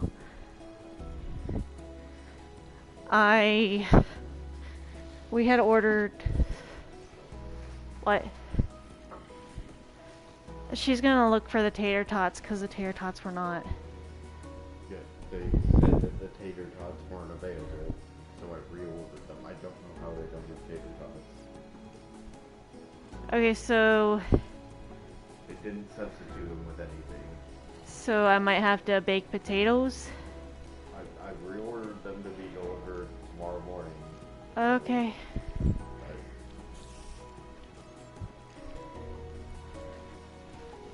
Okay.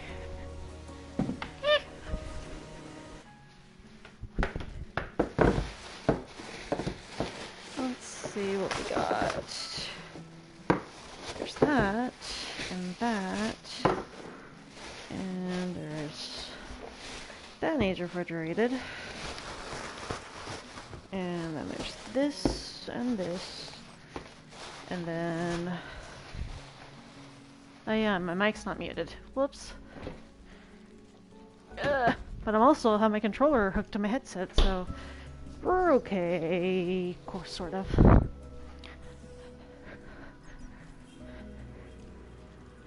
Minecraft God. One moment though, I'll be right back.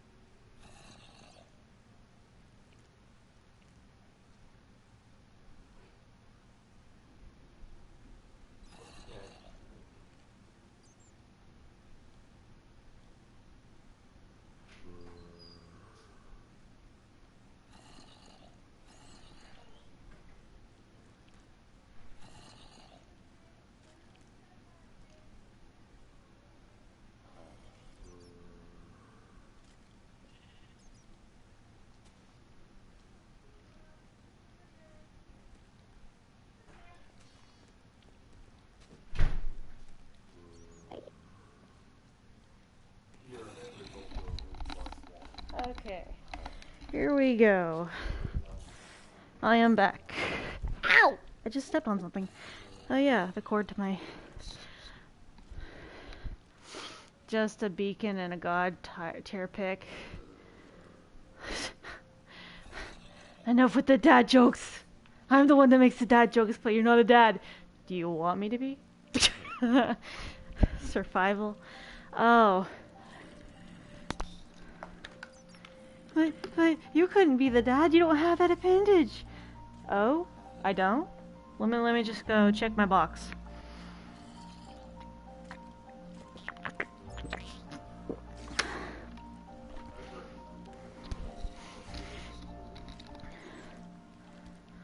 It's like, you're not born with that. Well, you weren't born with blonde hair, Karen, but apparently you achieved blonde hair through a beautician. Looking kind of sus there. There we go. So I've got this layer, kind of a garden zen area. There we go. That's nice. Okay, now I can just kind of set myself here. Hold on. Found you, you bitch. Okay, look at... Are you serious right now? Travis, get back here. We need to have a talk. Also, why is your head like that? Like, why are you Is that just your jaw? Or are they like pixels? What the... Where is your... Okay, there was a glitch. I was like, Jesus Christ, Travis, you're missing half your jaw there. What the hell? Sorry, Travis. Let me go ahead and just kind of back away slowly. Don't take anything you're not supposed to. Okay, now I can go ahead and open up the frickin' Wonderland build. Okay, so I know Kevin didn't get to see the Wonderland build. I'm unsure if Pedro... No, Pedro's still new, so probably not. Let me go ahead and open this up. T398. And is it still in creative? I believe it's still in creative. Let's see. Don't kill dolphins, you monster! Dolphins are jerks.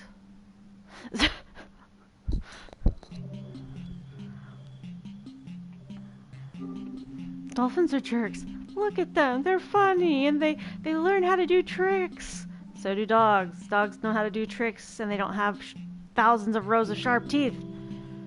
They just have two. On top and the bottom. I did not sign up for like a water creature with multiple teeth, or like it's supposed to have. Like, what is the purpose of having this long snout? Like, what? No, what? Oops. Okay, let me. Oh no, did I put it in?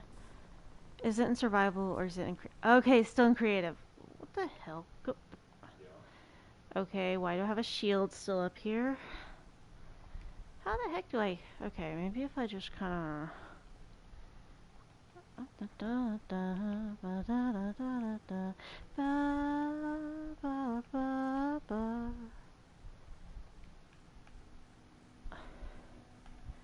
Let's see... Gotta put the sword and shield down. Okay, so... Besides, before I spoil that, let me get out of here. Going up. Wow. They must be just hanging out here. Anyways, going back up. Up, up, up, up, up. Down. Up, down, left, right, BA, select, start. I don't think that's gonna work in this case, but oh well. I spawned in a snow biome whenever I started this. Alright, let me go ahead and... I don't get a cheat code. I'm stuck in this. Okay, so whenever I started this, I started up here. Hey, a rabbit. There's the white rabbit. So it's a Wonderland build I made. There's like a little park area that you get through. It's supposed to be a rabbit that you follow. And then there are like follow the rabbit question mark or one rule. Do not destroy Wonderland. Thanks you. And then whenever you basically drop down, you drop into the water. The way to get back up here, you have to go up the waterfall. But basically when you're falling, you notice the tables that are on the wall. My pronouns are they, them. Pedro's, I believe, are she, her, and they, them.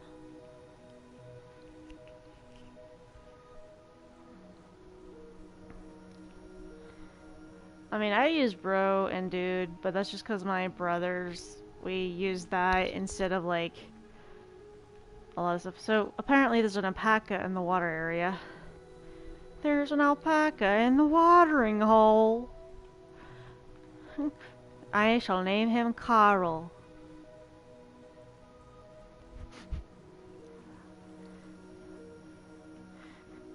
We shall have Carl, the llama, or alpaca.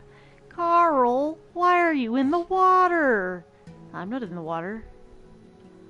Carl, that kills Endermen.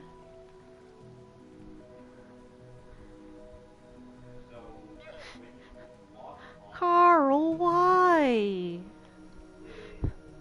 Anyways, and you've got this big mushroom area that you can go through. I basically built this block by block, and like I exploded a huge hole in the ground, made the giant tree trunk, then did all the patterning of all the ceiling blocks, which are all checkerboard. And whoops, I went a little faster than I'm used to. Whoopsies. So we got this mushroom. Then you've got over here that basically you can take a potion or food, and you can also take like those crafting stuff, and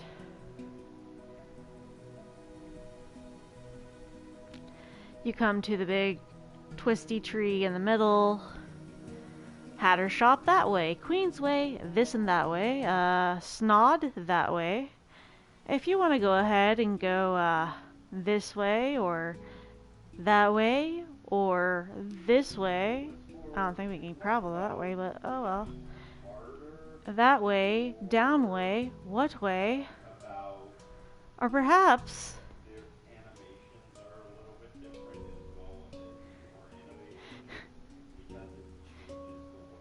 perhaps you'd like to go east to Queast, or west to Snest. Perhaps you'd like to go which way? East to Queast, west to Snest. But it's supposed to be like where the Cheshire Cat's sign tree was. Speaking of Cheshire, hey there, kitty kitty.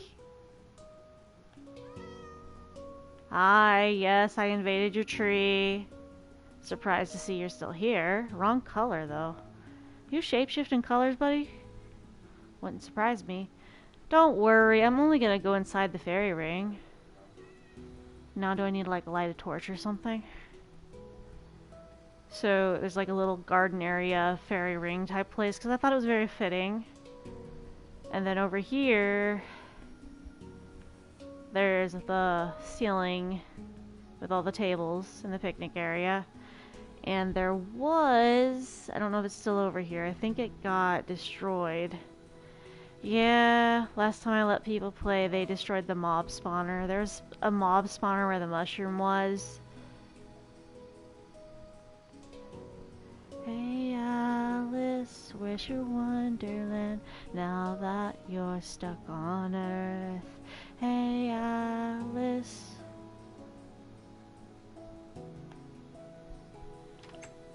How does the raven work? And then you got a door within a door within a door. And apparently you're in a waiting room. And it's white. It is all white. Why? Because in American McGee's Alice in Wonderland, or Alice Return of Madness, with the more darker twist to Alice in Wonderland, you start out in a psych ward. So that's kind of the hint towards that game, was the all white waiting room looking place, kind of incorporating different aspects of Alice in Wonderland. So this is the Hatter's Wares and Teas, and as you can see, I couldn't exactly put like a cat pelt or anything in there, so there's a rabbit pelt, mushrooms, and of course different things. So this was the table where the tea party is, and then you've got lots of shades of purples and the tables. Then you've got different armors you can pick out and weapons. So you have the equality, take something out, put something back in. Then you have spill the tea Saturdays, which allow for getting a potion. And then you have toss your tea Thursdays, which you can just take as many potions as you want. Then you have free eats Friday, which is taking whatever you need for health.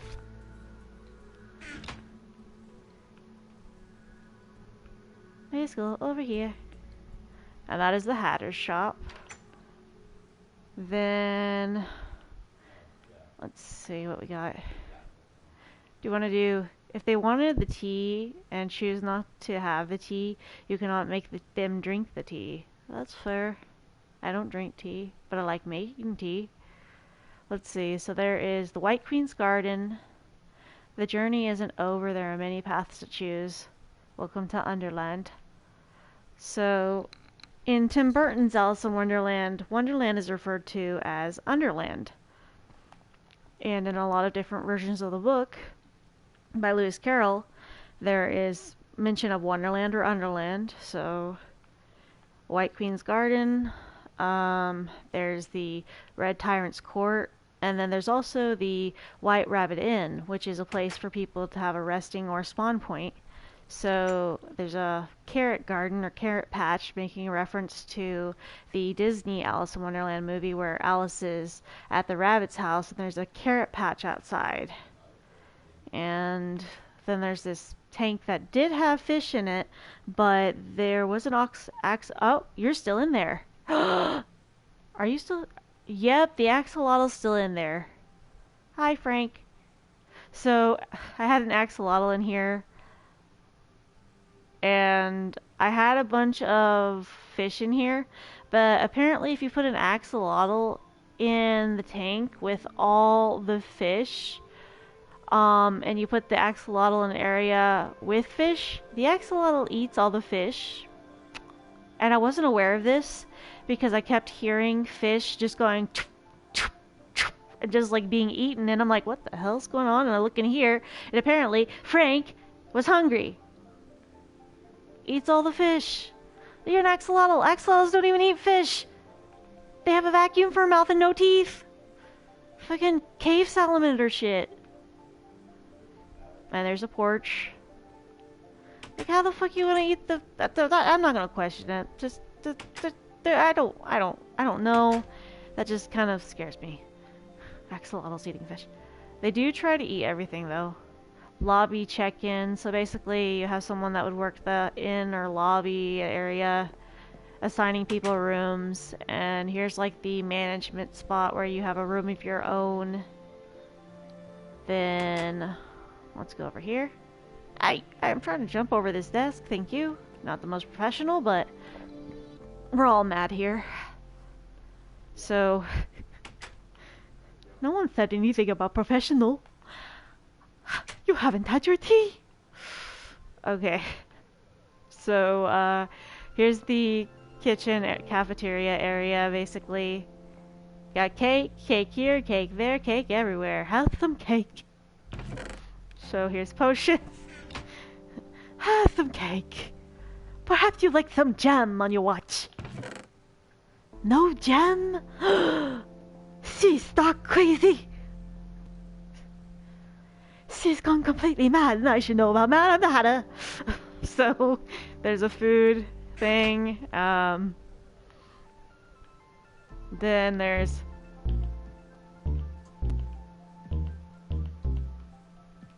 music box if you want to do some entertainment. So room A, it's absolutely ridiculous how they expect me to work in these conditions. So, I've done a lot of mimicry, but here's the room A. Absolutely dreadful. Okay, so different chests. It has a lot of storage chests. Getting distracted by doing accents. Okay, so room A. Got a skeleton up on the wall. Now there are 3 layers to this inn. So room B, and then if you go into room C, it's basically the opposite of that mirrored, like basically just a flip around. Then we go down into the green floor. Because you have your emerald couches, your emerald chairs, making a reference to how Wonderland and Oz are very similar. You've got this room, which is room D. You want to go in the D room? And then there's room C. And room... Wait, was that room C? Room E, my bad. And then room F. Yeah, it's F and small. And now that we've gone on the green floor, time to go on the purple floor. Whee! Down we go. So this is supposed to be like a bath area. Yes, it's a very open area. We're not going to question it. It is what it is. Apparently they're fine with it. So, room G. Whee! And final room, room H. Basically, same as the other one, but blue lights instead of regular lanterns. And then all the purple. But it is the White Rabbit Inn. Back upstairs. Oh boy, getting turned around in here. Okay, back out the door we go. Hey, out the door we go. Not into the door. There we go. Into the unknown. I haven't even seen Frozen 2. There's that one. Alright. And also the garden and stuff was kind of the roses and stuff were kind of a hint towards the Red Queen's roses and stuff that they were painted red. Alright, so the Red Tyrant's Court is more of a PvP arena. So you go past the poison shrooms and the regular shrooms. Everybody's on shrooms apparently. Red Queen's Court, player versus player arena. You keep all the PvP stuff in here, and you can easily win by knocking people into lava. Because I apparently don't fight fair. So, giant heart. Into a wall I go. Would have been funny if I glitched through the wall. And final aspect of this is the White Queen's Garden, which is the garden area. Has pillars and columns and just kind of here and places to sit. And I tiled all of the ceiling just kind of emerald and white and stuff.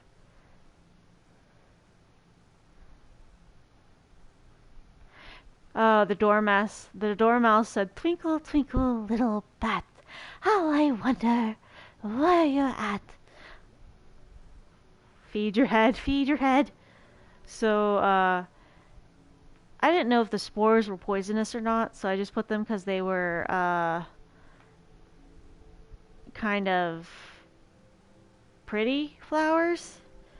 But apparently I've spawned spores and have a few beehives to keep everything pollinated. But yeah, here's the White Queen's Garden. Tread with caution. Okay. Whee! It is nice. But actually, the Red Queen was an allegory or representation in Alice in Wonderland for Alice becoming a teenager and becoming a woman. It was actually supposed to be symbolic of that she was going through changes, and each of the characters she encountered was supposed to represent different challenges that she would face along the growing up aspect of her journey to womanhood. Yep.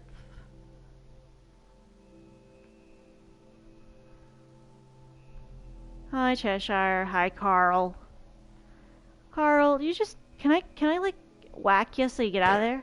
Go out of there. Not to be okay, Carl, no.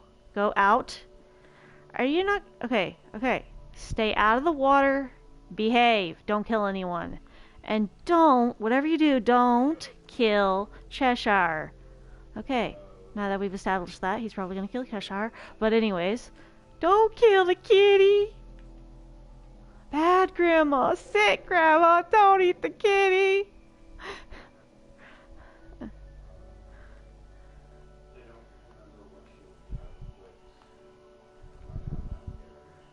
Okay, so that's like the Wonderland build I did, and I just kind of had a lot of fun doing a lot of checkerboard details, and I spent a whole month building it on different Twitch streams and uploading them to YouTube, but I spent a whole month just building everything block by block. And I had random people that would come into the streams and be like, hey, you should place a random cow. Why should I place a random cow?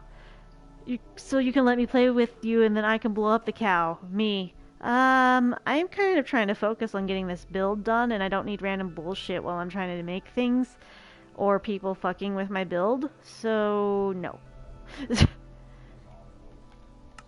But that was my Wonderland build. And I could go back to screwing around with the other stuff.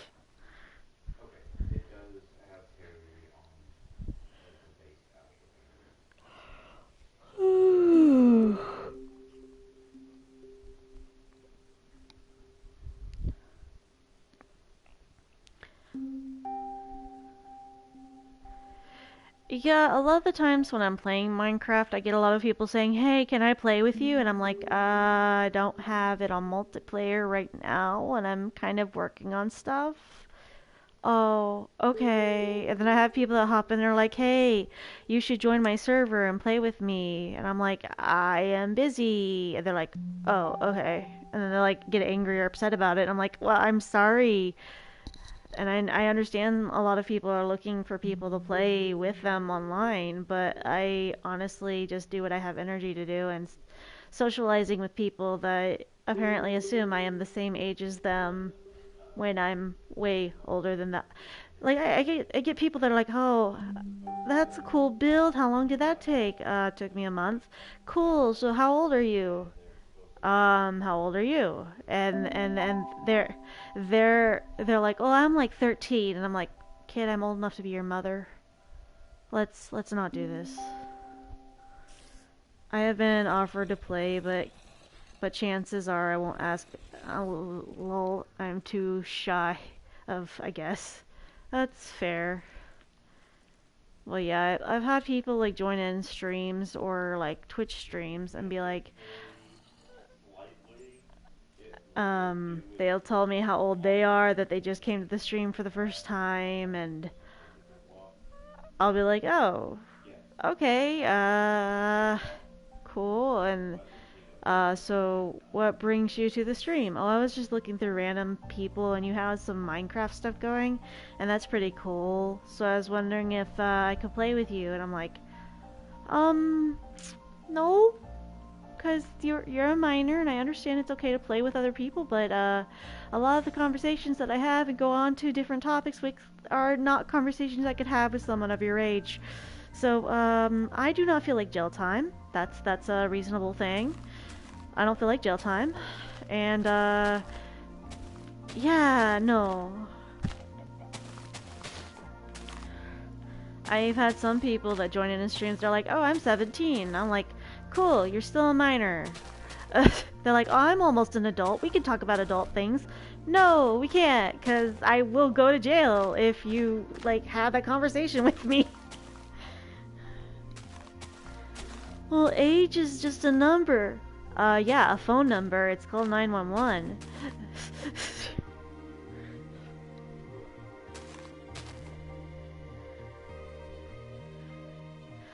Like, I've had people from the UK that are like, I'm 17, I go to university, and I want to talk about adult things, because I'm considered an adult here, and we can talk about adult things. And I'm just like, no, we can't, because even though it may be legal in your country, in America, that's jail time.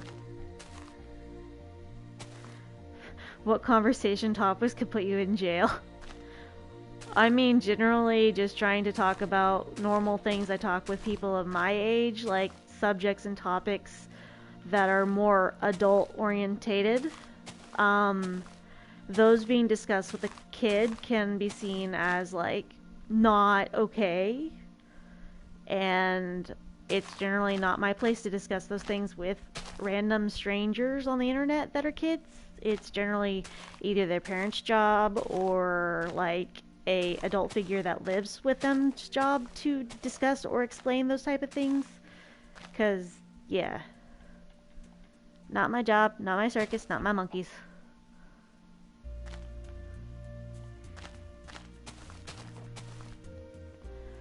Or every now and then I've had the random person be like, I wish you were my mom. Me. No you don't. No you don't. No you don't. No you don't. No you don't.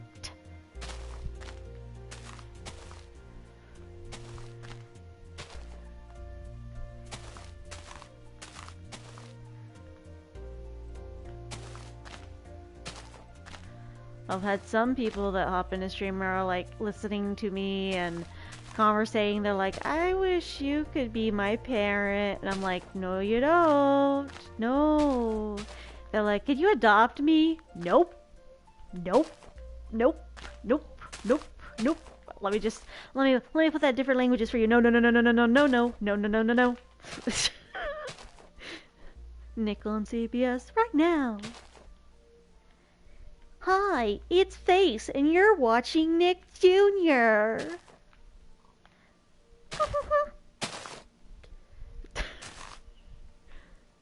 just no.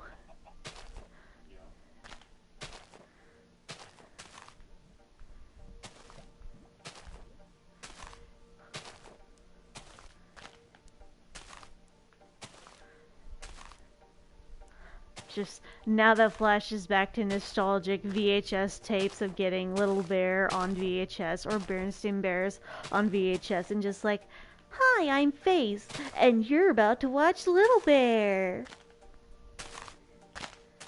Just like, nope, nope, nope. Let me just pop in the VH test. People nowadays and kids nowadays, what's a VH tape?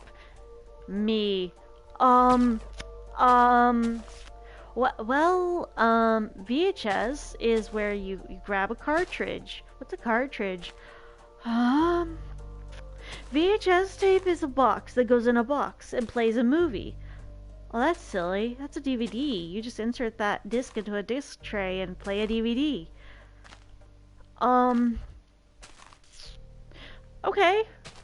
VHS, you take this box and put it in a box, a bigger box, and then you press a button and it plays the movie. But at the end of the movie, you have to rewind said box inside of the bigger box. What? What is rewind? Well,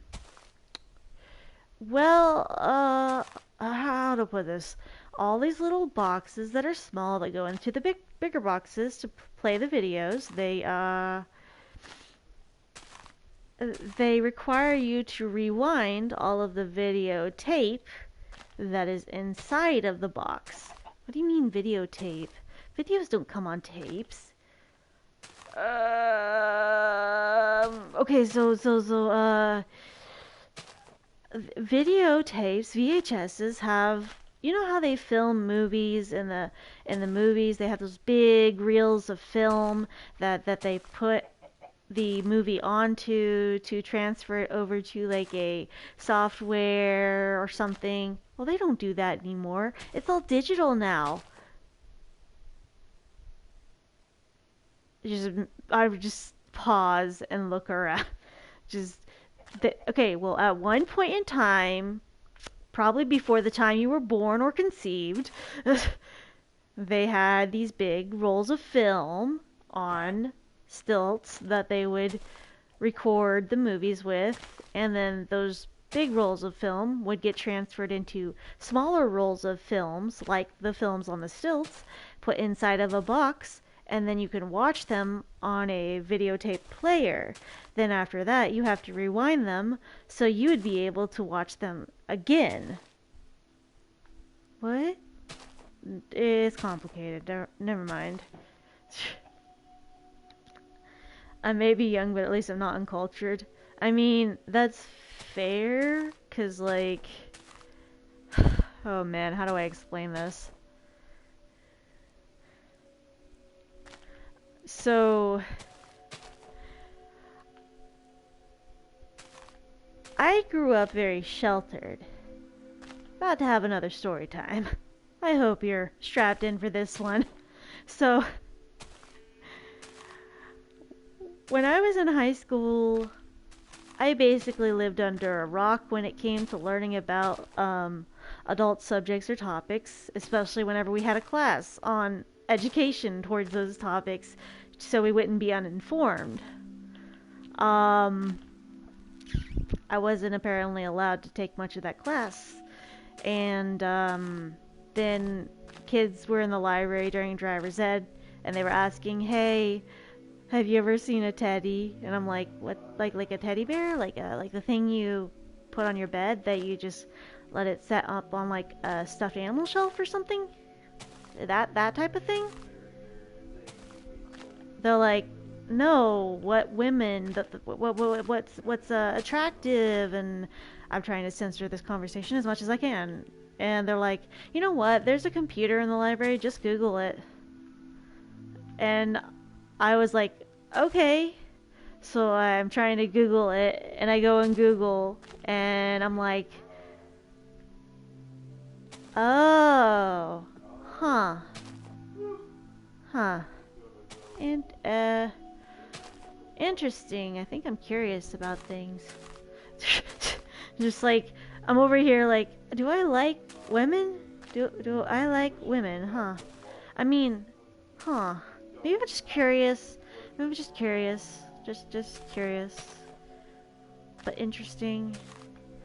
Huh. Just like I don't know what to make of it. And like ah, I'm just like confused by a lot of conversations that were going on with a lot of my classmates because apparently they all kind of went over my head. As to be fair, everything goes over my head. I'm short. But I went ahead and Googled stuff, and then I was like, didn't understand why attractive, but also why I'm confused as to why it's attractive. And so around college, I'm like, maybe I like people. And I got my first kiss from a girl and kissed a girl for the first time. And I'm like, oh, damn, yeah, this is nice. This is nice. I like this. I like this. Yeah, we approve. And like it was just kind of, I kissed her and like we basically friends with benefits, and then I take her to her first anime convention and made her all of her cosplays, custom sized to her. I made them myself. I made her all of her favorite My Little Pony costumes from the Equestria Girl series, all in her size, and even bought her the wigs for them. And I was trying to work up courage to like ask her out.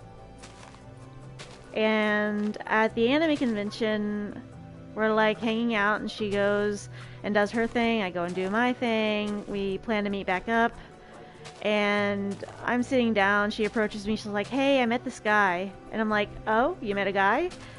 The guy introduces himself. He's like, "Hey, are you hungry? I can go grab some McDonald's for us." And I'm like, I mean, I didn't bring any food down here, but sure. So then towards the end of the convention, she's like, "I think I like this dude. We're gonna hang out at your place sometime." Okay, cool. So eventually things lead to things with her and him, and I walk in one time and I don't know how to respond. I'm just like mind blank, don't know how to respond. And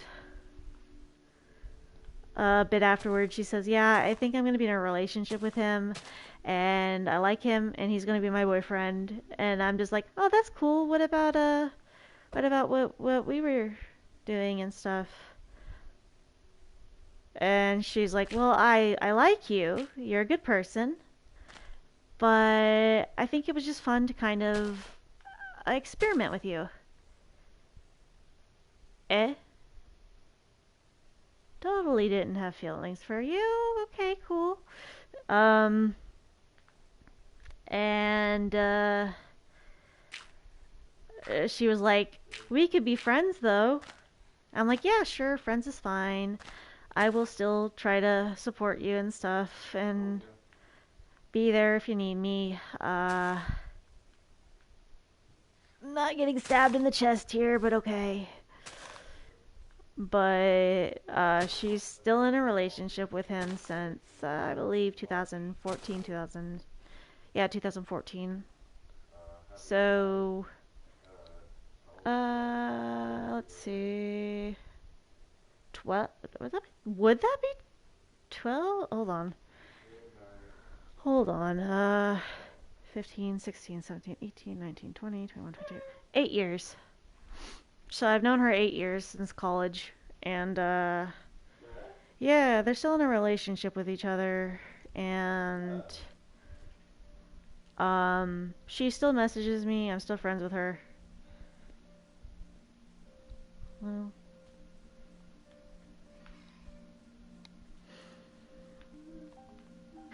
but it's like, I just, that situation was like I was developing feelings for her, and I'm just like, ouch, that hurt, that hurt. How, ow. Because it was the first girl I ever kissed. And I'm like, damn.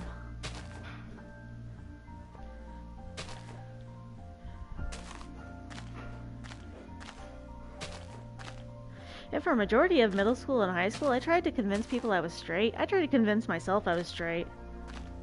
The lie detector determined that was a lie.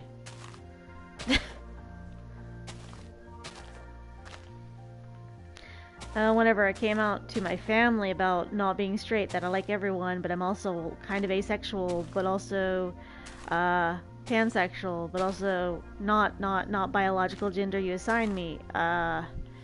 My family basically responded with not being on the right meds, and basically said, "Well, you've always been in relationships with guys and men, so obviously you're straight.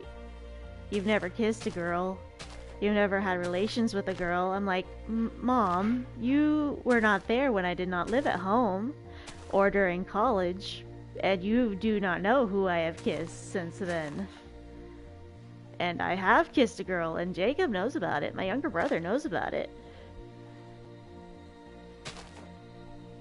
And it was just a situation where my mom just kept saying that I was mentally ill and needed help. So my friends are like, "Hey, yeah, you live in a toxic home. Come live with us."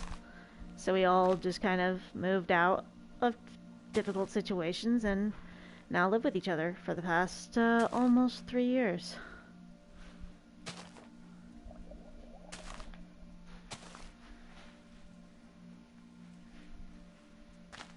Whee! Oh shit. I messed up.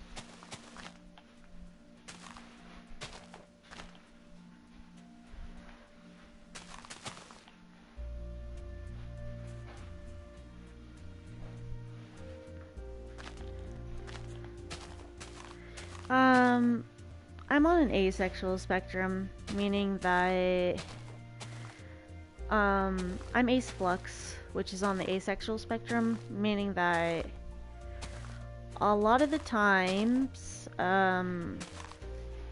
having a intimate relationship with someone is not of highest priority for me. What's more of a priority is quality time, knowing the person for who they are, loving them for who they are, and just kind of them being them, me being me, and maybe making them food or like drawing stuff for them or doing stuff that isn't exactly a adult manner.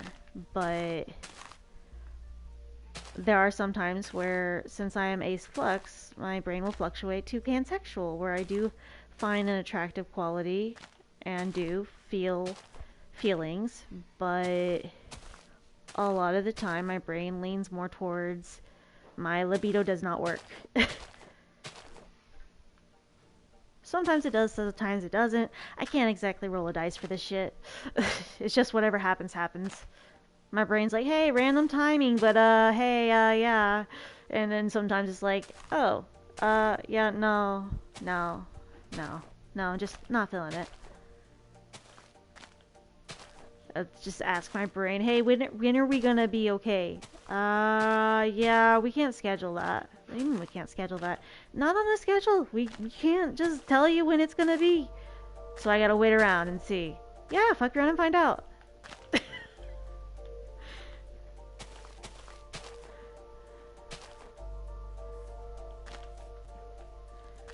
But pansexual for me means that, like, I don't go off of what you look like or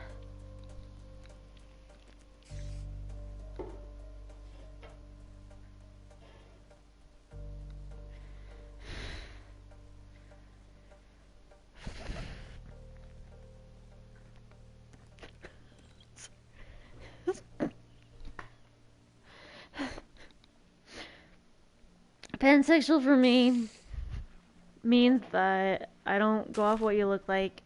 I basically go off of personality and who you are as a person. So what you have attached to your appendages does not really affect how I feel about you. I do not care what you are equipped with. I just care that you show love and have a good personality. But I'm also polyamorous, meaning that I believe in multiple loves, meaning that you are not restricted to one partner like monogamy. Basically, love who you want to love, be communicative, allow all the partners in the relationship to know what's going on, communicate the needs to each partner, and understand what each partner needs from said relationship. Basically, it's just a lot of communication with multiple partners, so it's like being in a relationship with more than one person at the same time, but they all know about it. So it's nothing like cheating. Everyone knows about what everyone is doing because there's communication, trust, and respect. It's like a relationship, just kind of an extended relationship with other people, but all at the same time. Um, I can't do first dates mixy kind of thing. I have to have a really good connection before it wants to work or whatever that is. Oh, okay. So you're probably demisexual. Demisexual means that you don't care what gender a person is. Basically, if you connect, you connect, and connection matters more to you than just doing insert random object here. Basically, connection before doing the deed. Having a romantic or physical connection, like emotional connection, romantic and emotional connection before actually wanting to proceed into adult scenarios. But I'm trying to remember what I was gonna say. Basically, one of my friends who's demisexual explained it as no click, no dick. So basically, if we don't click, we don't connect, there ain't nothing gonna happen here. Sorry.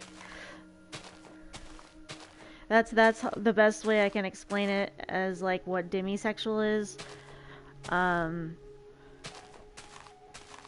So basically, I do not care what you look like. You connect with me, I connect with you. Alright, let's tango. For me, being ace flux means that, well, ace flux and pansexual means that if I connect with you and I like your personality, then we connect, then sure, maybe things, if I feel a connection and we're like at that level.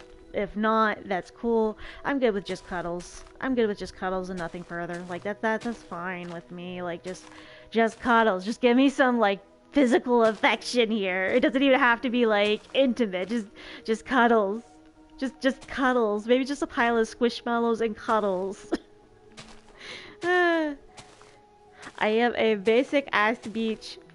Just cuddle me. Like that's just about that's about as easy as I can put it. It's just I just want cuddles.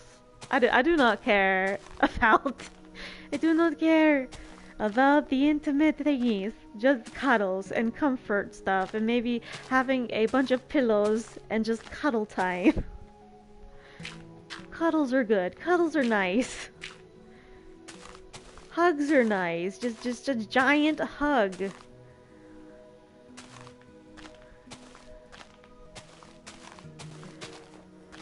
I think I might switch over to Destiny 2 in here in a bit. Like, I like people, but also, ew, people. Like, it's like, if I know the people, yay, people. If I don't know the people, ew, who are they?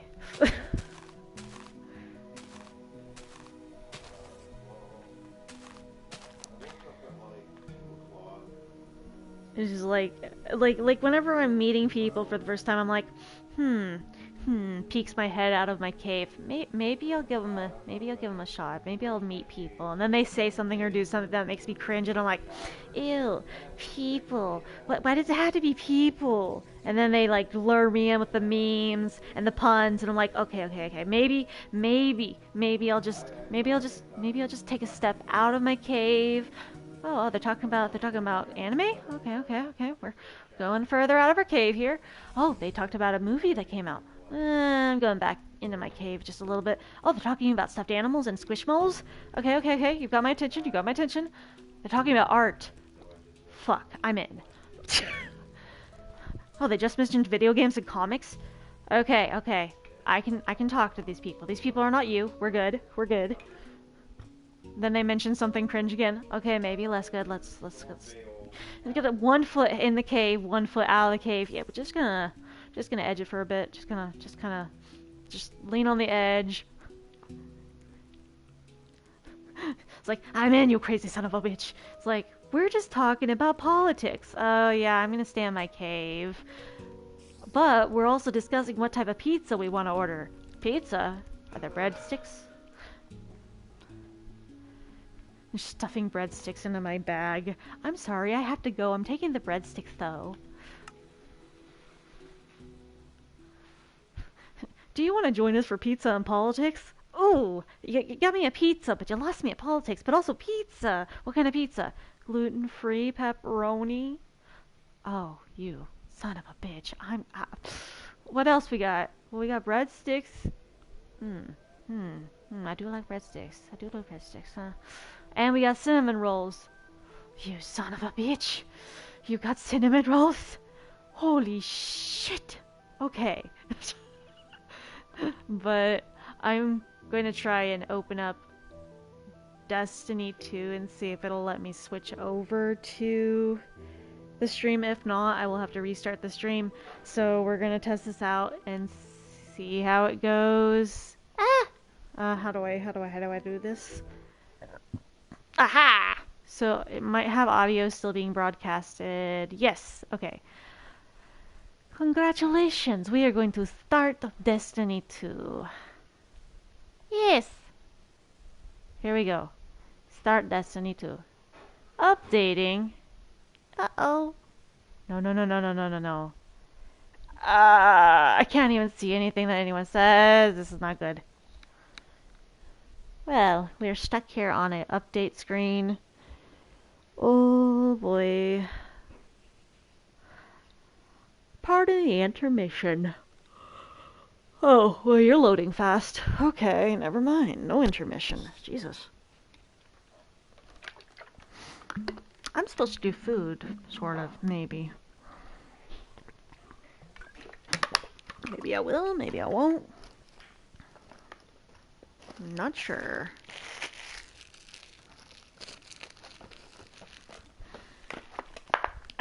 23 minutes left on this. It'll be faster than that, but I still don't trust it.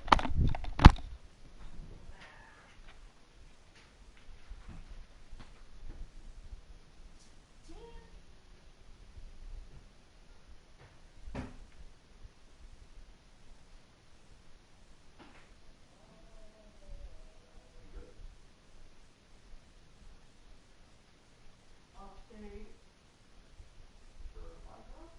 no. For what? That's cool.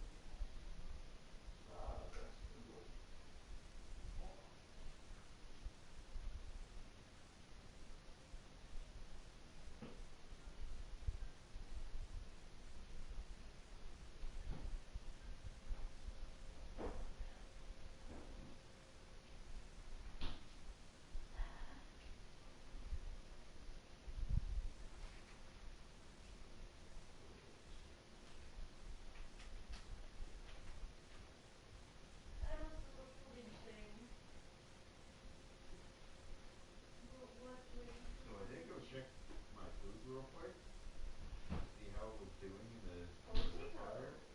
Um, it's much faster than my old one, so they're done already.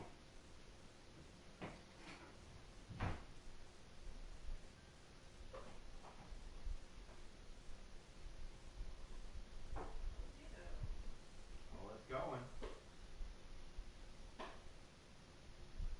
Yeah. Like 8 seconds of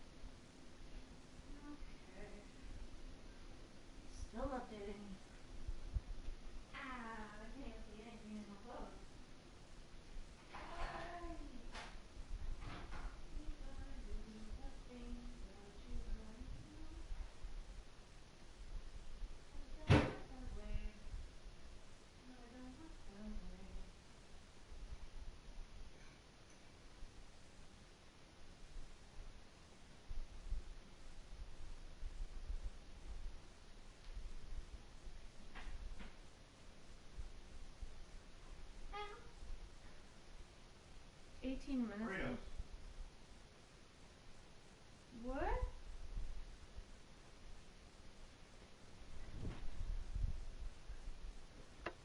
Man. I have 18 minutes left on this update.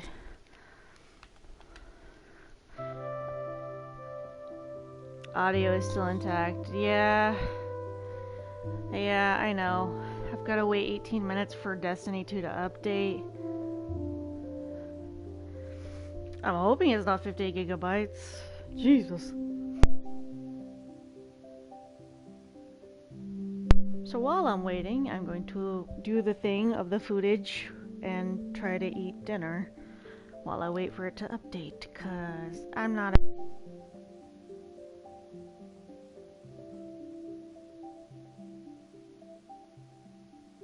But you are welcome to conversate. I will try and conversate.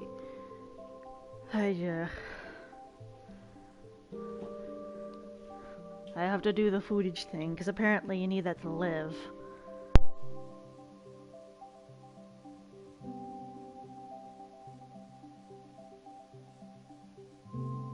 I have scalloped potatoes.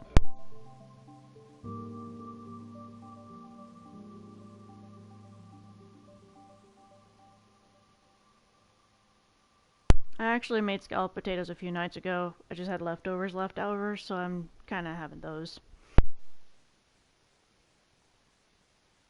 I didn't have any boxed ones, so actually I went through the effort of peeling potatoes, cutting potatoes, and then boiling said potatoes, then putting them in a pan, then making a sauce for them out of sour cream, butter, melted those, added Munster cheese, then mozzarella cheese, garlic powder, onion powder, black salt, no, black pepper, salt, black salt. So then I mix that all up, then poured that over the potatoes in the pan, then sprinkled cheddar cheese on top of that, and then baked that in the oven. However, I thought I would bake it at 375 for an hour and see how that goes. The potatoes were not tender. So I baked it for another hour, and I'm like, okay, maybe they're tender now. So I tried some, and I'm like, they are not tender still. So I turned the temperature up to 400, cooked them for 30 minutes, and they finally became tender. And I'm like, potatoes take too long. I just wanted food.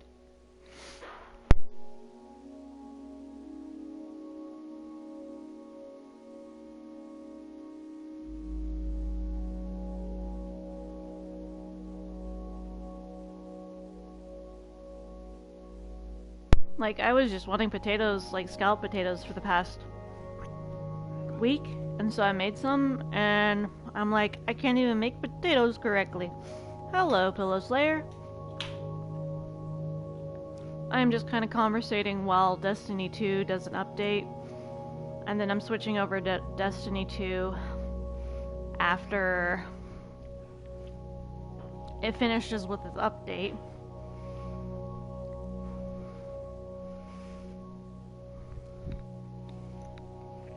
For a moment, I'm like, I put my glasses down somewhere. Like, I have my glasses off, and I'm in front of this really big TV to play this. And I'm not even, like, maybe 6 feet away from the TV, and all the words are kind of blurry. So I can read it, but not very well, because everything has a blurry outline. And I'm 6 feet away from the TV. So, this is like a 52-inch TV. And I'm just like, okay, so when I'm not wearing my glasses, everything is a blur. Great. I'm not blind, but I might be blind.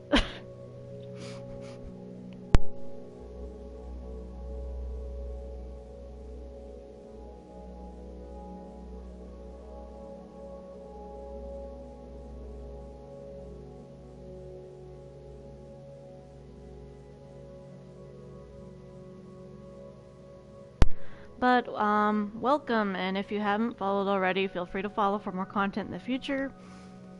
That at least so you're updated if you want to watch like an art stream, Minecraft, Little Big Planet, or Destiny. Sometimes I play Left 4 Dead 2. Sometimes I play... I'm trying to remember what all I have. Sometimes I play Danganronpa 2 or 1.2 Reloaded. Currently can't stream any of the Switch games because it's my roommate's Switch, but I do have Switch games for Katamari Damacy Reroll, Animal Crossing, and Kirby, The Forgotten Lands.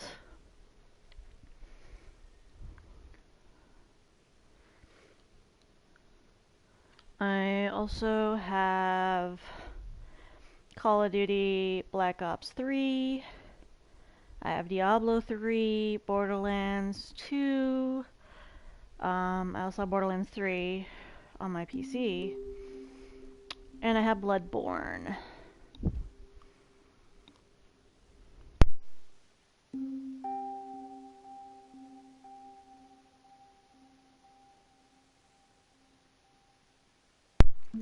I guess technically since it's close to Halloween in October, I could try to stream a horror game or a darker atmosphere game. Oh boy. Okay. I really don't know if I should ask that.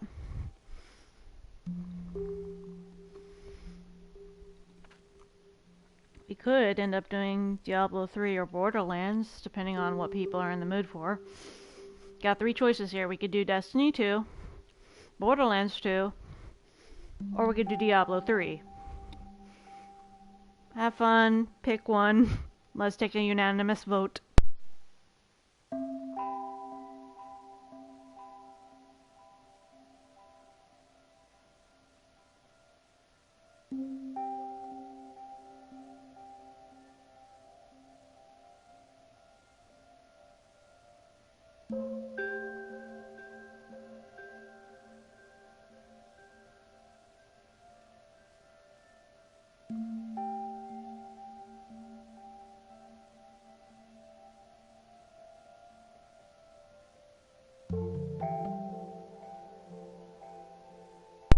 It would appear there is a unanimous vote for Borderlands 2.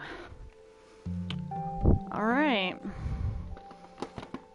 So, I'm going to have to exit to the main screen, which means that you're going to be able to hear my audio, but I might not be able to see your responses. So, I've got to put in the disk and take out Minecraft. I will be right back. This may or may not end the stream. If it does, I will try and restart it.